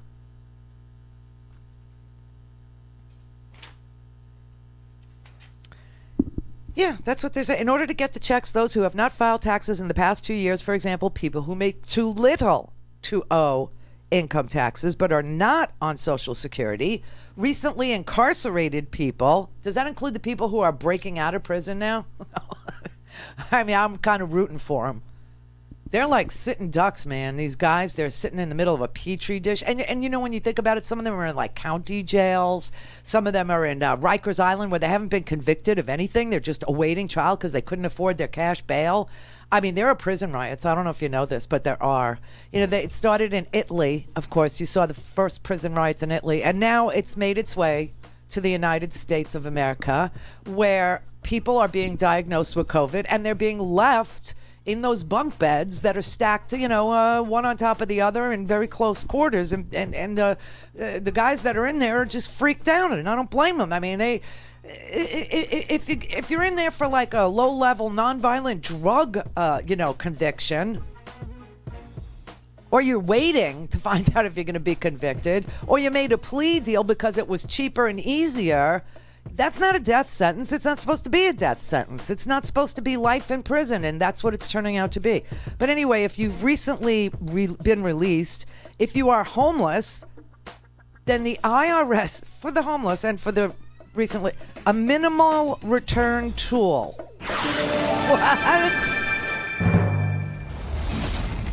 Fatality. Call in, connect. To speak to Randy, call 561-270-3844. 561-270-3844. Here at the Lansing Correctional Facility, inmates are back under control after they actually took control of the C block yesterday here at the facility. Hey man, this is what happened when the coronavirus is killing. Just after 3 o'clock Thursday afternoon, an inmate took cell phone video inside the C block of the Lansing Correctional Facility. Hey, check this out though, we gonna tell you like this. The Kansas Department of Corrections confirming the video's authenticity. Property destroyed, inmates out of their cells. It's really going on around here. Inmates complaining of conditions due to COVID-19.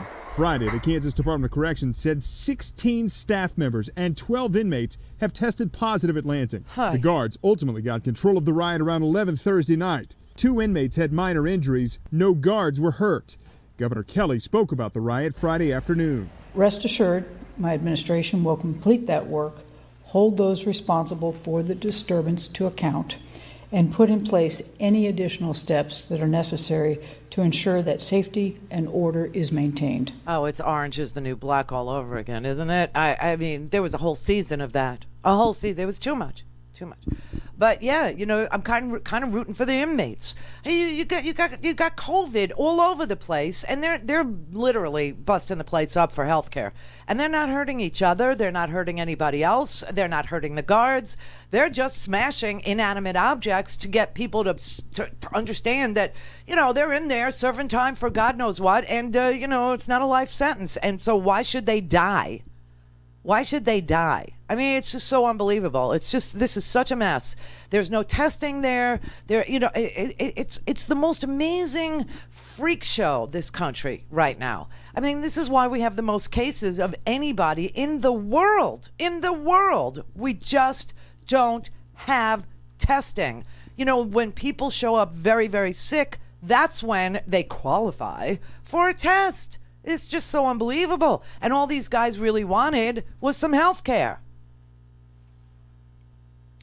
And anybody out here that is making the sacrifice to sit at home as if we were imprisoned is a little bit of the stimulus money, and people are having a tough time getting access to it.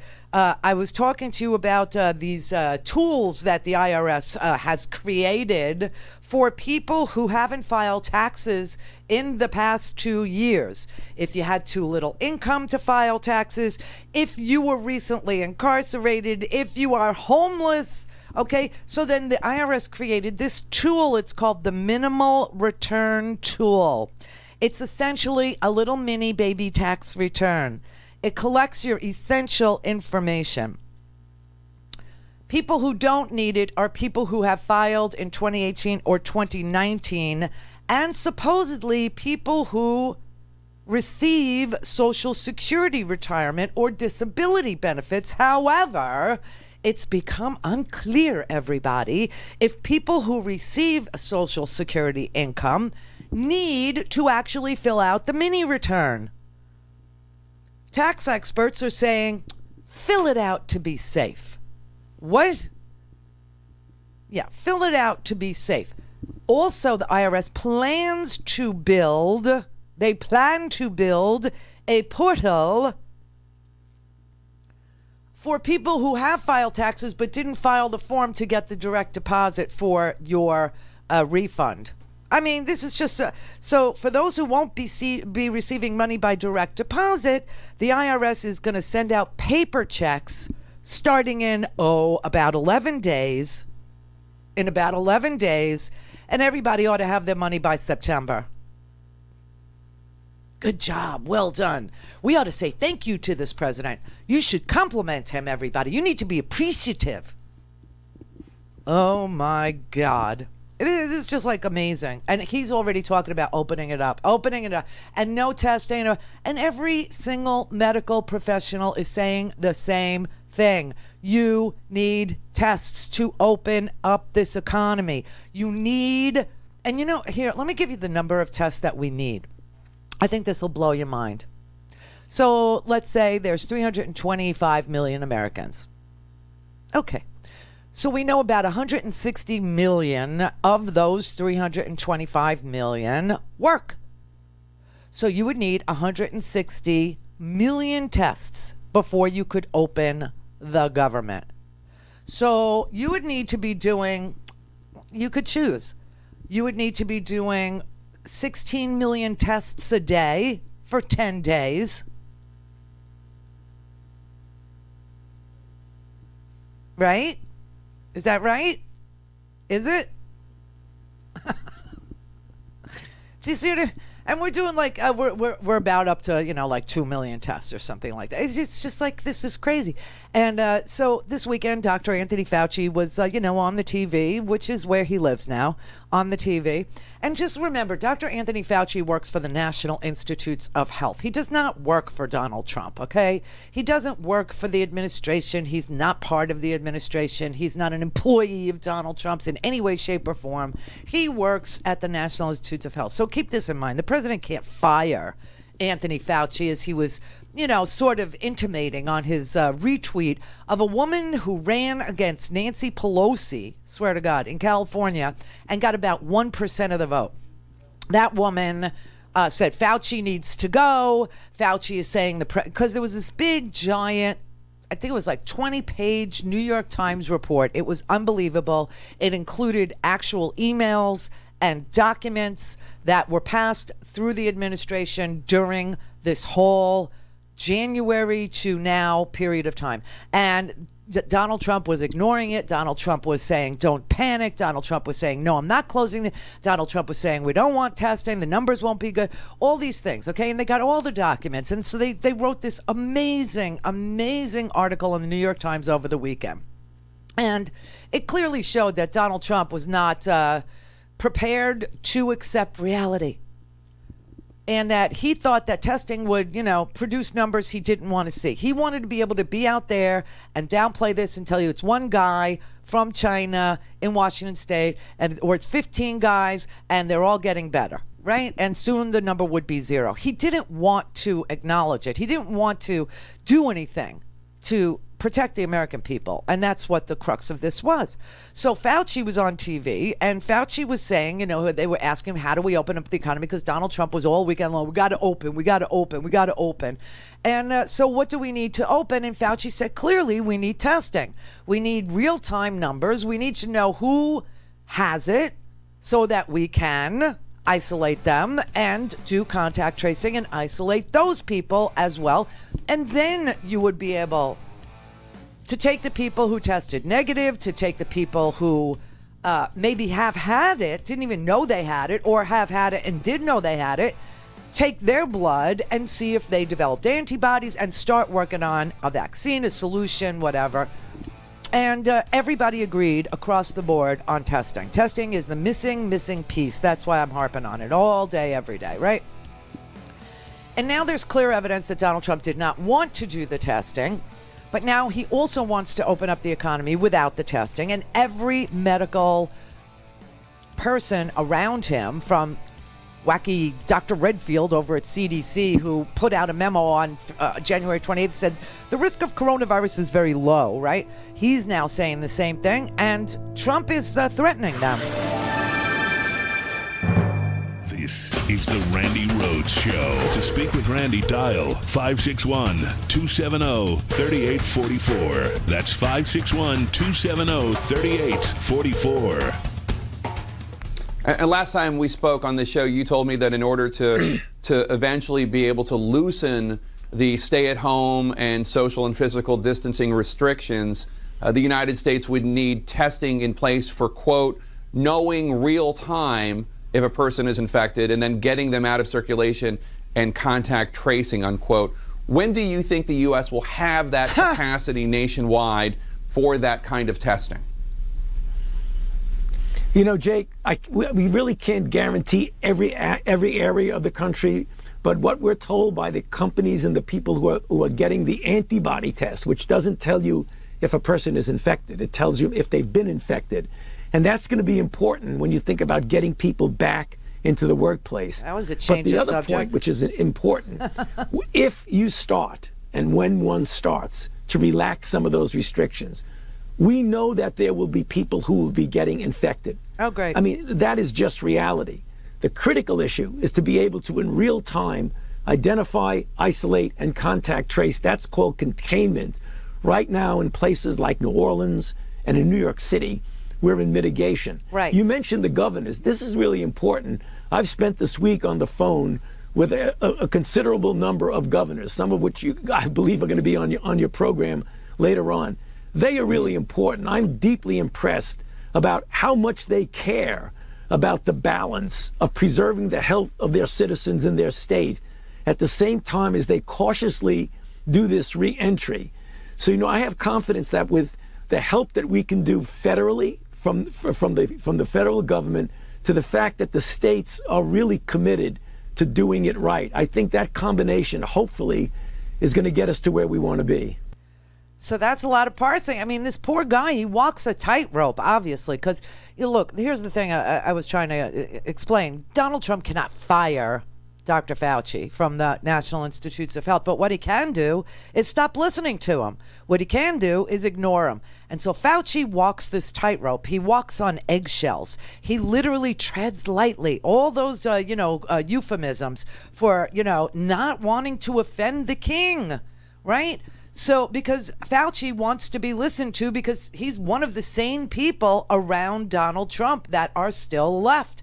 You got crazy people around him. You got Steve Mnuchin, who's nuts, won't fund the Postal Service. You've got, what's his name? The trade secretary that apparently Jared Kushner found on Facebook or Google or Amazon, I don't know, and picked him. You got Navarro weighing in on medical issues on 60 Minutes last night. What the hell is that about? So you need a Dr. Fauci, okay? You need him to be taken seriously. And when Donald Trump decides he's not going to take, we're all doomed. I mean, that's just the way it is. And, here's like the right wing, okay? This is Bill Bennett.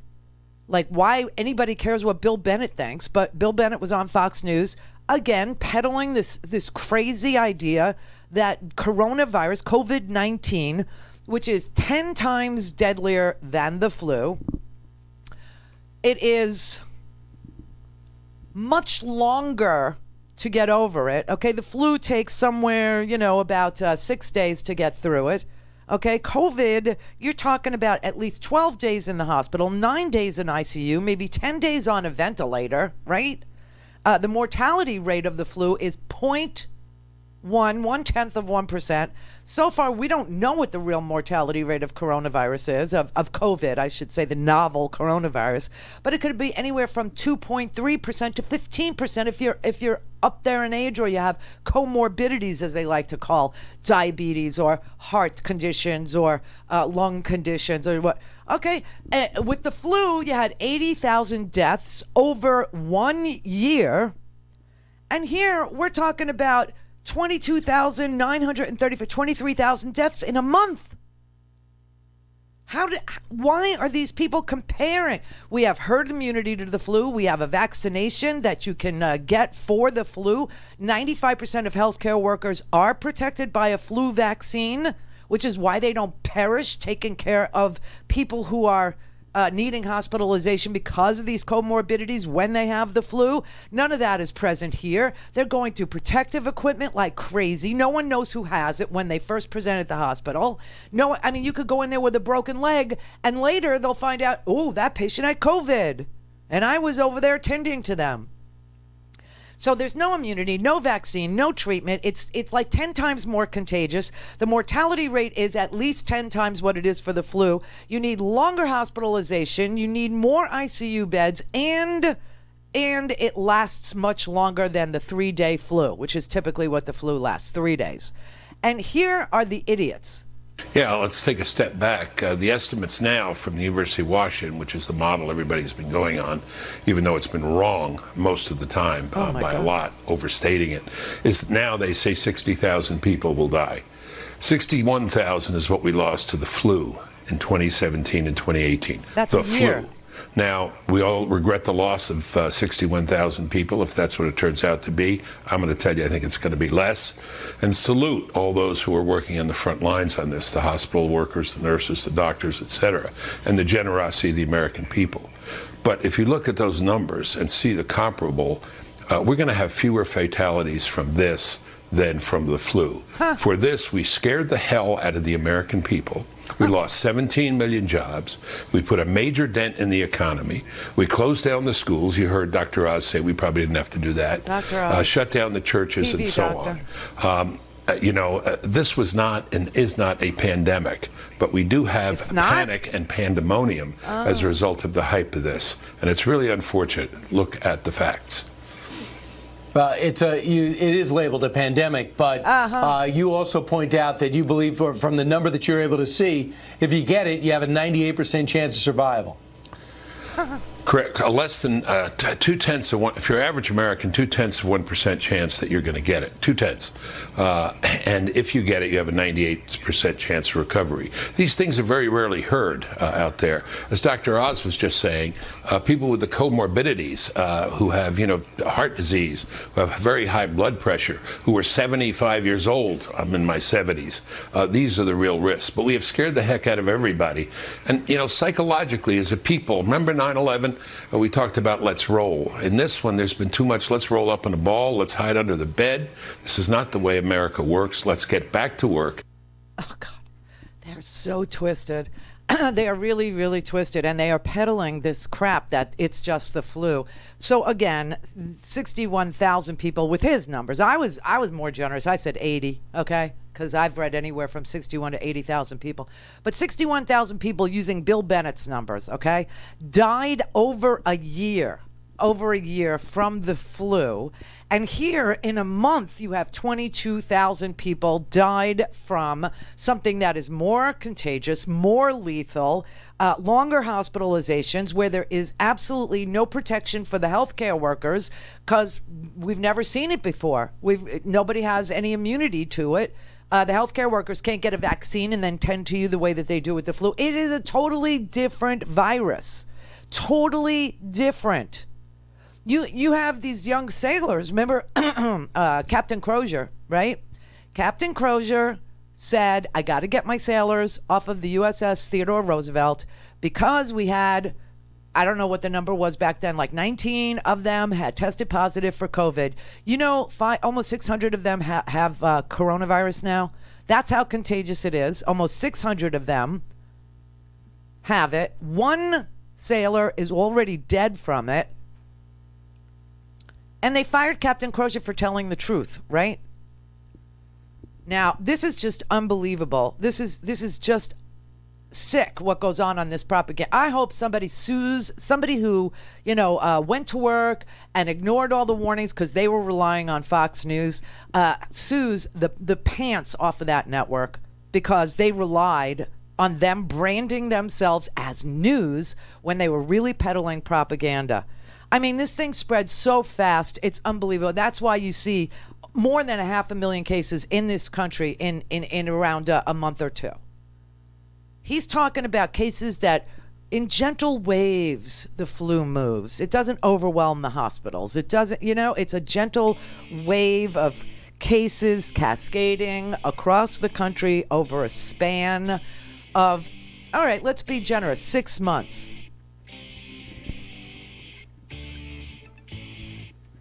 COVID spreads in half the time, and it's twice as deadly. It's 10 times more deadly. I don't know why they do this. I'm not really sure, except that they are much more interested in big business. Donald Trump is helping big business keep a lot of the stuff that they're producing to sell overseas. Some of it he's taking for the national stockpile because he sold the national stockpile to other nations in the middle of this thing, at the beginning of this thing. Our exports of PPE, of masks, of gloves, of all this stuff, they increased by 1,065%, cleared the shelves of our stuff to make a profit. Now he has to replenish it. I mean, this is so mismanaged. Mary had The fault. We believe that all men are created equal. To the magnificent mosaic that is America. From radio beacon to radio beacon. I have a dream today. Change has come to America. Believe it. Knock, knock. Who's there? It's a figment of your imagination. Randi Rhodes Show. Turn up your mind. The New York Times reported yesterday that you and other top officials wanted to recommend social and physical distancing guidelines to President Trump as far back as the third week of February. But the administration didn't announce such guidelines to the American public until March 16th, almost a month later. Why? You know, Jake, as I've said many times, we look at it from a pure health standpoint. We make a recommendation. Often the recommendation is taken. Sometimes it's not. But it is what it is. We are where we are right now. What? Do you think lives could have been saved if social distancing, physical distancing, stay-at-home measures had started third week of February instead of mid-March? You know, Jake, again, it's the what would have, what could have. It's very difficult to go back and say that. I mean, obviously, you could logically say that if you had a process that was ongoing and you started mitigation earlier, you could have saved lives. Obviously, no one is going to deny that. But what goes into those kinds of decisions is complicated. But you're right. I mean, obviously, if we had, right from the very beginning, shut everything down, it may have been a little bit different. But there was a lot of pushback about shutting things down back then. Okay, so here's what we learned right there, is that Dr. Anthony Fauci knows that we've never been in the containment mode. Never. We are in mitigation mode. Meaning everybody has to sacrifice. Everybody's got to give up their job. Everybody's got to give up their family visits. Everybody had to give up Easter. Everybody had to give up their Seder on last Wednesday for Passover. So many people tried to Zoom the Passover. Just, I don't know. And then this weekend's weather, I don't know. It was like apocalyptic across the South this weekend. Did you see that? Like 24 people died in severe tornadoes, southern Mississippi. And now those storms are moving east. And so it looks like Raleigh and Charleston and even a little tiny slice of Jacksonville, Florida. All severe weather. This is just bizarro world. It's as if Mother Nature is screaming, don't. This is what you get when you choose an orange person. It's not natural. It doesn't happen in nature. And you can't mess with Mother Nature. You can't fool with her. I don't know. I don't know what else to say. I mean, this man has decided that he was going to ignore every single flashing red light. People's hair was on fire. Everybody's lights were blinking red. And Donald Trump was like, I don't care. I don't care. I don't care. Well, maybe if you would have started testing early and we could have contained the people who had it and contact traced so that we knew who they came in contact. Yeah, we probably could have been free and out and not baking bread. That's what the New York Times says we're doing. But then, they had an article last week about how to cook beans. Okay, they have articles now about how to wash your hands. We live in a country that doesn't know how to wash its hands. But anyway, everybody said testing was late. That's the problem. That's what happened. The US is about 4.25% of the world population, what we have. And yet, we have disproportionately high percentages when it comes to coronavirus cases and coronavirus deaths. Why? I mean, I get that people are skeptical of some of the numbers we're hearing from China or Iran or Russia, and maybe there's a lot more going on there that we don't know about, but still, we have more coronavirus here than other countries.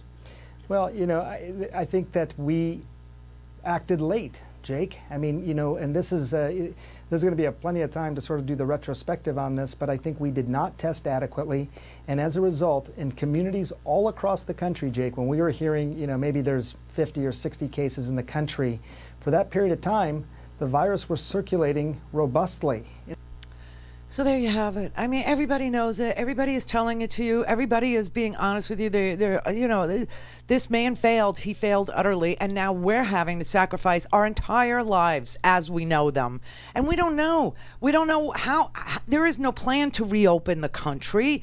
You know what Los Angeles just said? The mayor of Los Angeles, Garcetti, he just said that if you reopen Los Angeles without these tests, without testing properly, and like I said, At least 160 million people need to be tested before you reopen this economy.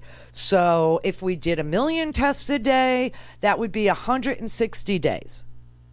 If we did 2 million tests a day, it would take us 80 days. 80 freaking days. It's more than 2 months from now. It's almost 3 months from now. You would have to do 4 million a day if you wanted to test 160 million people. You'd have to do 4 million a day for another month. A month and 10 days. 40 days it would take to test that many at 4 million a day. If we did 8 million tests a day, beginning now, 8 million tests a day, beginning today, 20 days from now, we could have some sort of containment of people who tested positive. Do you see what I mean? So the mayor of Los Angeles said that if you rush and if you reopened LA today, 95% of the population of Los Angeles would get COVID. 95%, and they're willing to freaking say, not Los Angeles, but the president of the United States and these Fox News talking propagandists are willing to tell you, you have to go, we have to get out, we have to open the economy, you have to do this, you have to do. I'm so sorry, but it's what you have to do. We're already doing what we have to do. We're literally depriving ourselves of life, liberty, and the pursuit of happiness because you are the lamest president we have ever had. The only growth industry is burials, okay? That's the only growth industry. Contract laborers to dig mass graves in Potter's Field. That's the growth industry.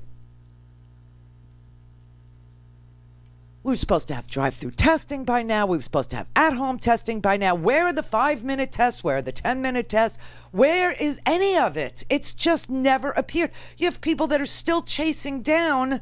I don't know about you. I don't have any gloves left. I had one box of gloves from years ago that I told you I stole. Actually, Howard stole them. He stole them from a hospital.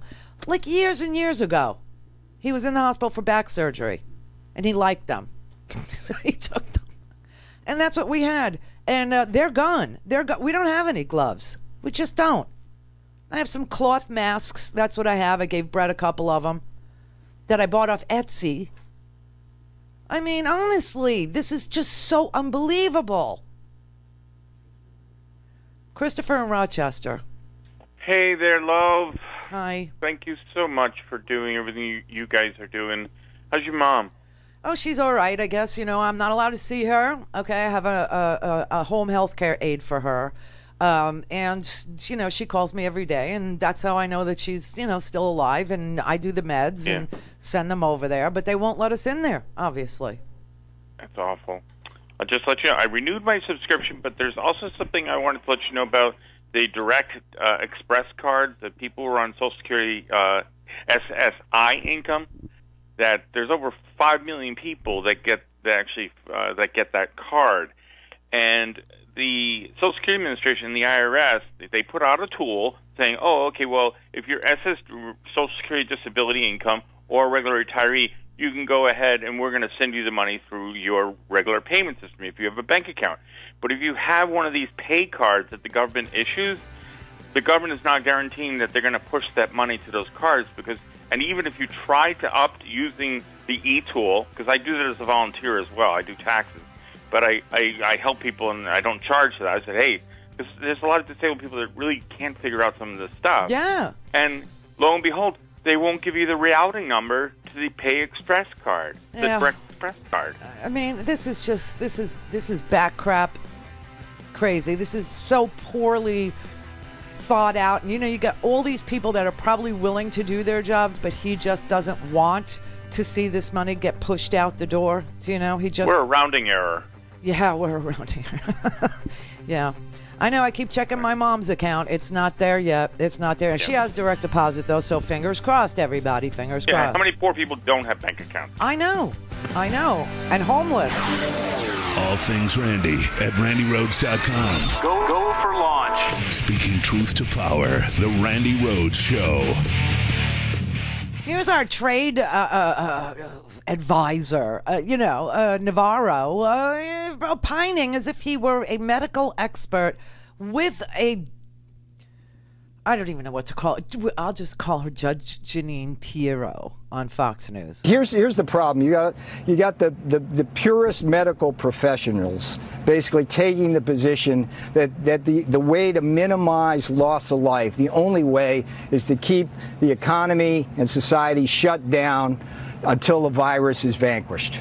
And they're half right, because that will minimize the deaths from the virus directly. But what we've learned, particularly from the China trade shock and how it affected the Midwest communities, what we've learned is that an economic shock, a China virus economic shock, will also kill Americans. We learned that from what we saw in the Midwest. We saw higher depression rates, higher suicide rates, higher morbidity. We saw an epidemic of opioid deaths. So we know that the virus itself kills, but we also know that economic recessions and depressions kill. And so that very tough decision this president's going to be making is to have to weigh the balance and figure out which path does more damage.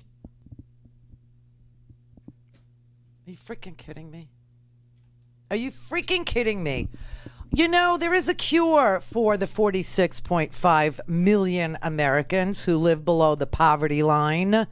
And it isn't Peter Navarro, okay? The cure for the 46.5 million Americans who live below the poverty line would be give people money.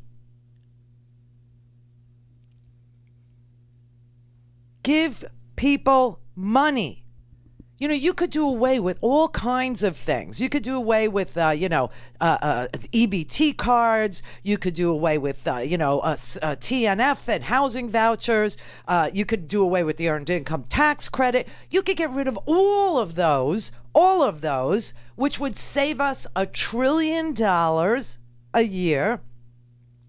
Eliminate all of those and give people a basic income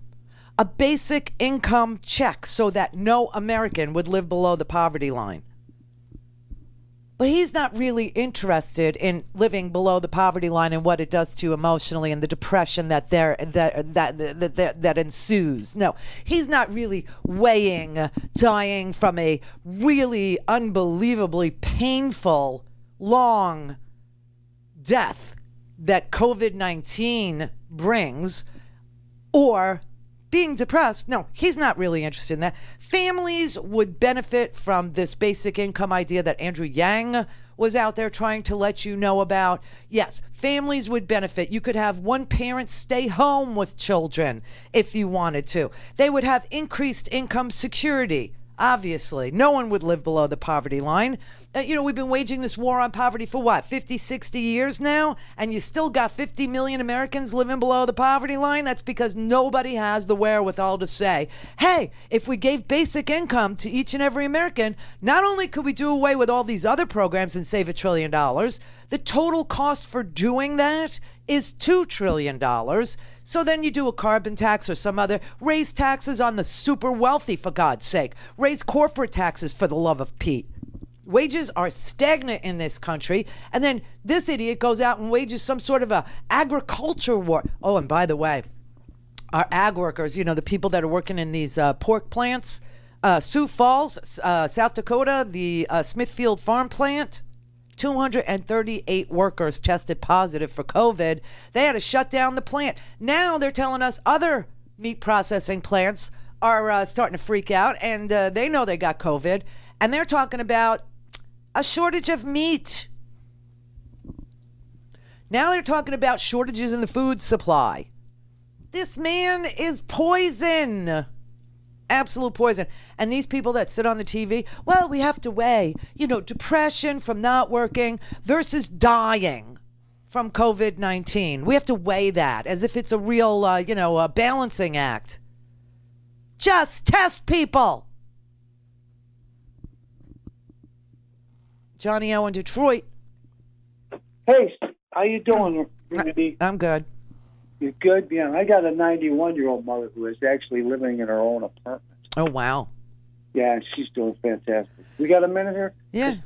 Mainly I wanted to say, there's a couple of things that Joe Biden needs to do right now to convince us he's going to be the guy and actually be able to beat this man. And one of them is the fact that he hasn't picked a vice president. He needs to do that right now. And why can't he pick two? Take two that are small. Take two that are small. A lot more done with two VPs, right? Well, who are you thinking? I love this. Liz Warren would be number one VP. Warren. No, Liz Warren would be number one VP and Bernie number two. It would scare to death the Wall Street Journal creeps. It would scare those guys from Goldman Sachs. They'd be going, "Oh my God, what the heck did he just do?" Yeah, yeah, it would freak them out. And when he gets in office, though, the only problem is that you would have two old white men, and I do understand that Bernie would bring Bernie was a good VP choice I thought for Hillary because she was a woman, he was a man, she was a little younger than him, whatever, I don't know that America goes for two old white men, but what choice do we really have? Yeah, well, that's why I wanted Liz first. He should pick her as VP, but give Bernie the he also said that his VP would be a woman, so I know, but he needs Liz. And Bernie could be some kind of co-helper VP. I don't know. Why not have them both? Because they both are on the same page with the rest of us. I mean, the last Republican we had that was decent was Eisenhower. And one of the greatest presidents was Jimmy Carter. Jimmy Carter was a fantastic president, In the end, yes, he was. Yeah, in the end, he really cared. He loves us all. He's still working, for God's sake. He's in his 90s, too, I know. He's amazing. I got to talk to him once. It was an incredible experience. The guy is unbelievably, smart and caring and compassionate and works his tail off. I mean, just this Habitat for Humanity thing, is for me the most amazing thing I'd ever seen, born of nothing. And incredible. I got 3 cats. I love these guys. I love them too. I take care of my pets. Yeah, I like them too. And when Joe gets in the White House, he needs to do one really, really important thing. Yeah. Pass the Postal Reform Bill. He's got to do that. They're trying to destroy our post office in the Union. They've been trying to do that since the Reagan stuff with these Koch brothers. That's their agenda. They're putting right-wing judges in every state Supreme Court in every state. Yeah, I know. But what's really, really freaky is that over the weekend, a little bit of money passed, and the post office had asked for a grant. And Mnuchin and Trump said, no, we will veto this, or, we won't, we'll not sign it if you put a grant for the post office to continue to be the post office. And so they gave them a $10 million loan. They need $89 million because unlike any other company, right? They had to prepay those pensions, right? They had to prepay. Yeah, $68 billion, $65 billion. Now, who ever heard of such a thing? To pay pensions forward for people that aren't even born yet and may end up working for the post office. What?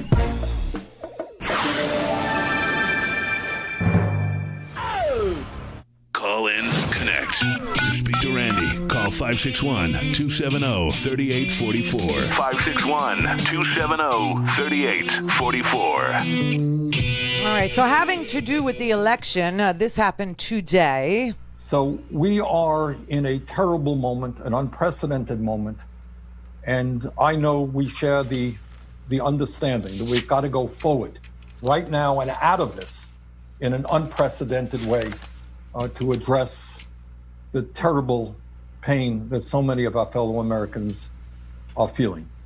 So today I am asking all Americans, I'm asking every Democrat, I'm asking every independent, I'm asking a lot of Republicans to come together in this campaign to support your candidacy, which I endorse, to make certain that we defeat somebody who I believe, and I'm speaking just for myself now, is the most dangerous president in the modern history of this country. A president, and you made this point, who downplayed this pandemic, who ignored the advice that some of his people were giving him, who has not used the Defense Production Act early on so that we could produce the masks, the gowns, the gloves, the ventilators that our medical personnel desperately need who today, because I understand that is threatening to fire Dr. Fauci, who has been an unbelievable. I mean, who has been day after day the voice of science to the American people, trying to explain how we go forward in this crisis, and he's threatening to fire him. So to me, for all of those reasons and so many more, a president who apparently has never read the Constitution of the United States, who believes he's above the law, a president who lies all of the time, a president who has at least shown me that he is a racist and a sexist and a homophobe and a xenophobe and a religious bigot. I mean, for all of those reasons or more, we've got to make Trump a one-term president, and we need you in the White House. So I will do all that I can to see that happens, Joe. And I know that there is an enormous responsibility on your shoulders right now. And it's imperative that all of us work together to do what has to be done, not only in this moment, but beyond this moment, in the future of this country. Takes a very big man to do that. Very big. He's very big, everybody. He's bigger than you know. So that was Bernie Sanders on a conference. It was like a Zoom call, okay, with Joe Biden. And Joe Biden, you can hear him gasp because Bernie endorsed Joe Biden today.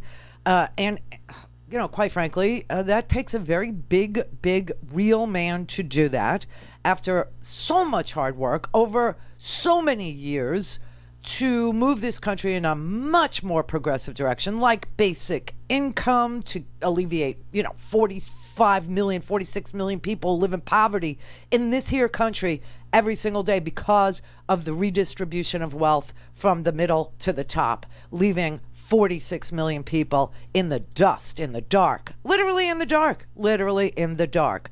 So the only thing that's going to save this country is when we can hang up a sign that says under new management. I will tell you in the homework section today, there's a opinion piece by Paul Krugman, who's an economist, and it's about the death of democracy and about how Trump is literally stomping it out. And just so you know, Anthony Fauci was not only asked about this New York Times article and how Trump never, ever contained this thing. We went straight to mitigation, which is a different thing, okay? A mitigating factor is something that makes a bad thing a little better. Containment is exactly what it sounds like, holding somebody who is sick away from healthy people to prevent the spread. We never did containment. We only did some mitigation, meaning trying to make a really horrendous thing a little bit better by telling everybody to sacrifice their entire lives as they knew it and just hole up in your house for months. That's where we are. But they also asked Fauci about November, and this freaked me out. They asked him about the elections. Will we have them? Could the economy be open? Could we be free to go? If you had your way, and I know November to a lot of people seems like a long time from now, would people in all 50 states have the right and ability to vote by mail? Brian, that's not my area of expertise. I would hope that by November we would have things under such control that we could have a real degree of normality. That's my interest in my job as a public health person. I mean, he just walks on eggshells. He doesn't know what to tell you. And obviously, unless and until we do real testing. And like I said, if you did 8 million tests a day, we'd be 20 days away from having enough tests to do real containment of those who need to be treated and of those who need to be watched and of tracing their contacts so that we could actually open the economy. But we're never going to do that. We're not even close to, what do we do? We've done maybe a total of 2 million tests in this country. If you did 2 million a day every day, we'd be 80 days away. I don't think people are processing this correctly. Fred in South Dakota. Hey, Randy, this is your old friend Fred in South Dakota. Hi. Listen about that meat packing plant in Sioux Falls. Yeah. All those workers were offered a $500 perfect attendance for March bonus. You mean to stay and work while they were sick? Yeah, if they had perfect attendance, they got a $500 bonus. And so are you saying that bonus caused them to stay while they were sick? I don't know. Well, then why are you floating it out there as something that happened? Because that's what happened. They were offered $500 if they kept going to work for the month of March. And the Smithfield pork processing plant? Right. So I believe it was beef and pork. So that's guess who's the. So there were 238 workers there that tested positive. Right. Guess what color they are? Brown. Yep. Bingo. Yeah. Guess who's the big donor to the governor? Cattleman. That wasn't a car factory they shut down. It wasn't a furniture factory. Okay. Bill in Florida. Yeah, how you doing, Randy? Great show. I love your insight. You're up on everything, every current event. You're on it. Yeah, the depraved indifference with Trump, and it's just overwhelming. And you have Rick Scott, the depraved indifference with Rick Scott, and what he did to the unemployment system, making it more complicated. On purpose. To get your unemployment. On purpose, on yes. Purpose. On purpose. It's not complicated that they made it. They made it ineffective. Exactly. They spent $77 million creating a new unemployment system that could never, ever, ever handle unemployment. It could only be a job search tool. They love to dish out misery. That's what they love. I don't know. Misery loves company. Listen, no. They think that they're above all this. They think it will never happen to them. I mean, these guys probably have access to testing. They probably have access to serology tests and all this stuff that we down here don't have.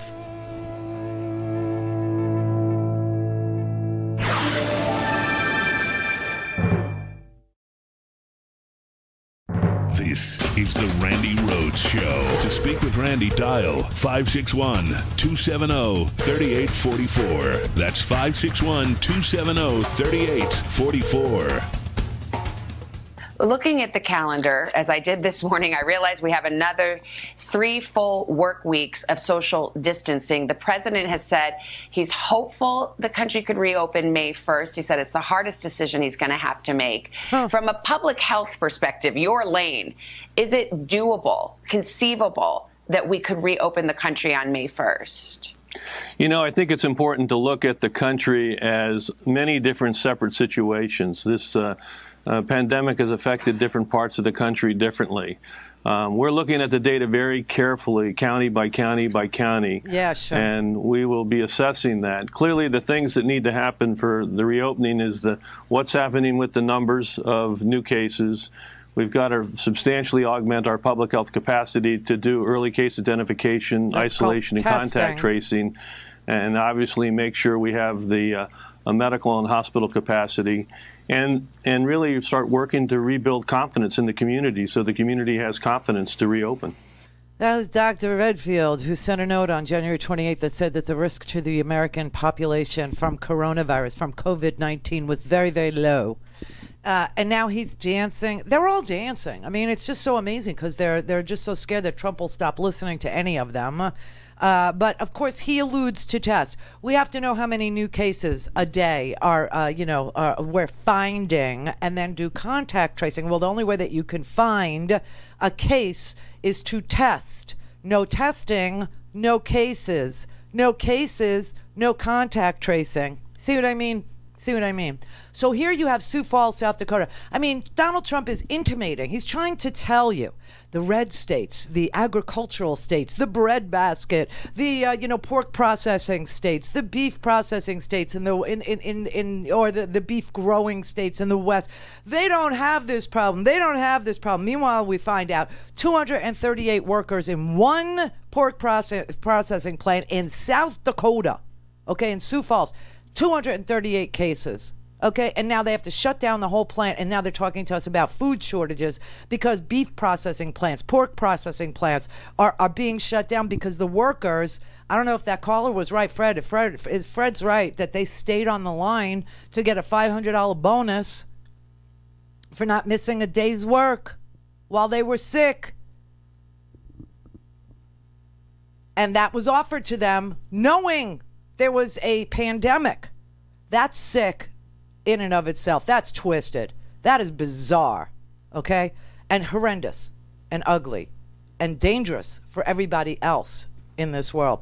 But I just was watching, a little report during the commercial break, in Hackensack, New Jersey. New Jersey is right behind New York in cases. And in Hackensack, New Jersey, the hospital there, Meridian Hospital, they just had to take the cafeteria and turn it into bed space. They have patients in the freaking cafeteria. Let's reopen. What could go wrong? What could possibly go wrong? Not enough testing, no contact tracing. Let's reopen.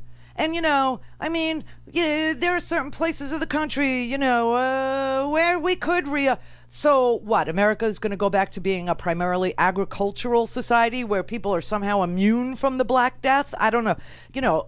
Trump killed the agricultural sector with his trade wars, so let's keep them working in the fields. I don't even understand this. Well, we got to look at it county by county and place by place. No, this virus doesn't go county by county. This virus needs to be tested for. Then you'll know county by county who has what. This is so stupid. All these conversations, dumb. Ginger in California. Hey, Randy. Love you a long time. Me too. Former Air Force here. Oh. I just wanted to give an update. I live in the north part of California, and over in Chico is like the air quote city that's closest to me. So I was over there on Saturday, and I had my mask and my gloves on, and I was at the Lowe's, and I was happy to see about 80% of the customers that were there also had masks on, and a good chunk of them had gloves. Good. Unfortunately, the workers did not have either, which scared me. Yeah, it should scare you because, people are people and the virus only looks for people. That's all it looks for, a host. Right. And the thing that I think that we're going to see long term is that people are afraid of each other. Like, I moved around the counter. We were looking at dishwashers, and I moved around the counter, and this lady was waiting to talk to the clerk, and she literally jumped out of the way as I went around the counter. Yeah. People are terrified of each other. Yeah, That it's terror happening here of too. Everybody. Yeah, we have it too. We have it too. Go away. I mean, it's like post-traumatic stress disorder at this point. People are just Jessica, Howard. They've been riding bikes around the neighborhood. They've also been walking. Jessica likes 3-mile hikes, and she's used to L.A. and she's used to going on scenic hikes. Now she's walking up and down a gated community. This is what she's doing. But whenever somebody comes down the little walk path, they cross the street. It's like we're all black now. Everybody crosses the street. I can't even go to the ranch to one of my horse trainers. Mare had a baby yesterday. Oh. He wouldn't let me come to the ranch because I was at the emergency room on Friday because my horse dumped me and bruised my ribs. Ow. So because I was in the ER on Friday, they don't want me at the ranch because there's older people that have horses there. Yeah. So we have all these domino effects going on. Yeah, I'm telling you. And they're trying to insinuate that, it's only in Detroit and it's only in New York and it's only in New Jersey and it's only in, Miami. It's so interesting, how they're pointing to like these hotbeds of Democratic voters. Say, oh, it's only there, it's only there. No, it's wherever there is economic activity, wherever people are, getting together for anything, that's where it is. Well, the ER doctor said that the only people that are being tested are people that come to the emergency room that have either had a temperature or have a temperature. Yeah. Now, how did George Stephanopoulos get tested? Well, because his wife had COVID. Oh. Yeah. My husband probably had it, and I can't get tested, and he wasn't able to be tested. And both of us are disabled veterans. I can't get tested either because I don't have any symptoms. Brett can't get tested either because he doesn't have any symptoms. And we don't know if we're asymptomatic walking around being, little breeders of a virus. We have no earthly idea because we can't get tested. Right, and that's why I wear the mask. And I'm sure people are probably thinking I'm wearing the mask because I'm sick. I'm wearing it because I don't want your cooties. I don't know who you are, what you've touched, where you've been. Okay, so that's backwards. The true reason why you're wearing the mask is to breathe on them. That's right. It's to keep your droplets with you and not give your droplets to anybody else, because you don't. It's required by the VA, and I'm a VA employee, so we're required to wear masks. I understand, but the real reason is to protect other people from you, not because you are sick, but because you could be, and you don't know because they're not testing us. I mean, unless you're running a fever, then you have to tell a doc in, right? And then they ask you a whole bunch of questions about symptoms. And if you are asymptomatic, no, okay, nothing. And if you are symptomatic, you can get a test. Now, if you get a test, but you're not like crazy sick, like it hasn't gotten to your lungs, this thing attacks the tissue in your lungs and it kills it. It literally does. And if you're not experiencing that, they'll say, go home and isolate, which is what we're all doing anyway. And that's the advice you get. And no, you can't get a test unless you are symptomatic, which is terrible because asymptomatic people can give this disease to people around them. Doug in Seattle. Yes, Randy, thanks for taking my call. I just wanted to talk about the post office issue again, and also point out a side that people I don't think are thinking about is that when in 2006, Republicans in Congress put that bill to fund the pension. Yeah. I think there was two purposes for that. One was to kill the post office and privatize it, which a lot of people believe. Right. But then also in the movie Wall Street, when Gordon Gekko decides to buy the airline after all and break it up so he could pocket the $730 million pension fund. So did the Republicans put that thing out there to kill the post office and then also have a friend come in and pocket $65 billion? That's just the pension part. You know, the real estate is worth, about $110 billion.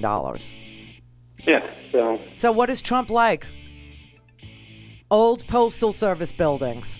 Yep. Yeah. I mean, it's kind of creepy, isn't it? And so this weekend, he threatened to veto a $2 trillion coronavirus aid, relief, and economic security act, or CARES Act, if it contained, quote, any money directed to bail out the postal agency.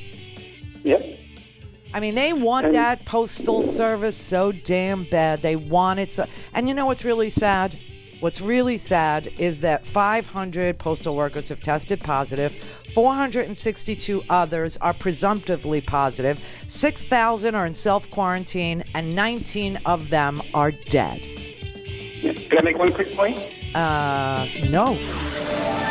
See you tomorrow. It'll be Tuesday. Mark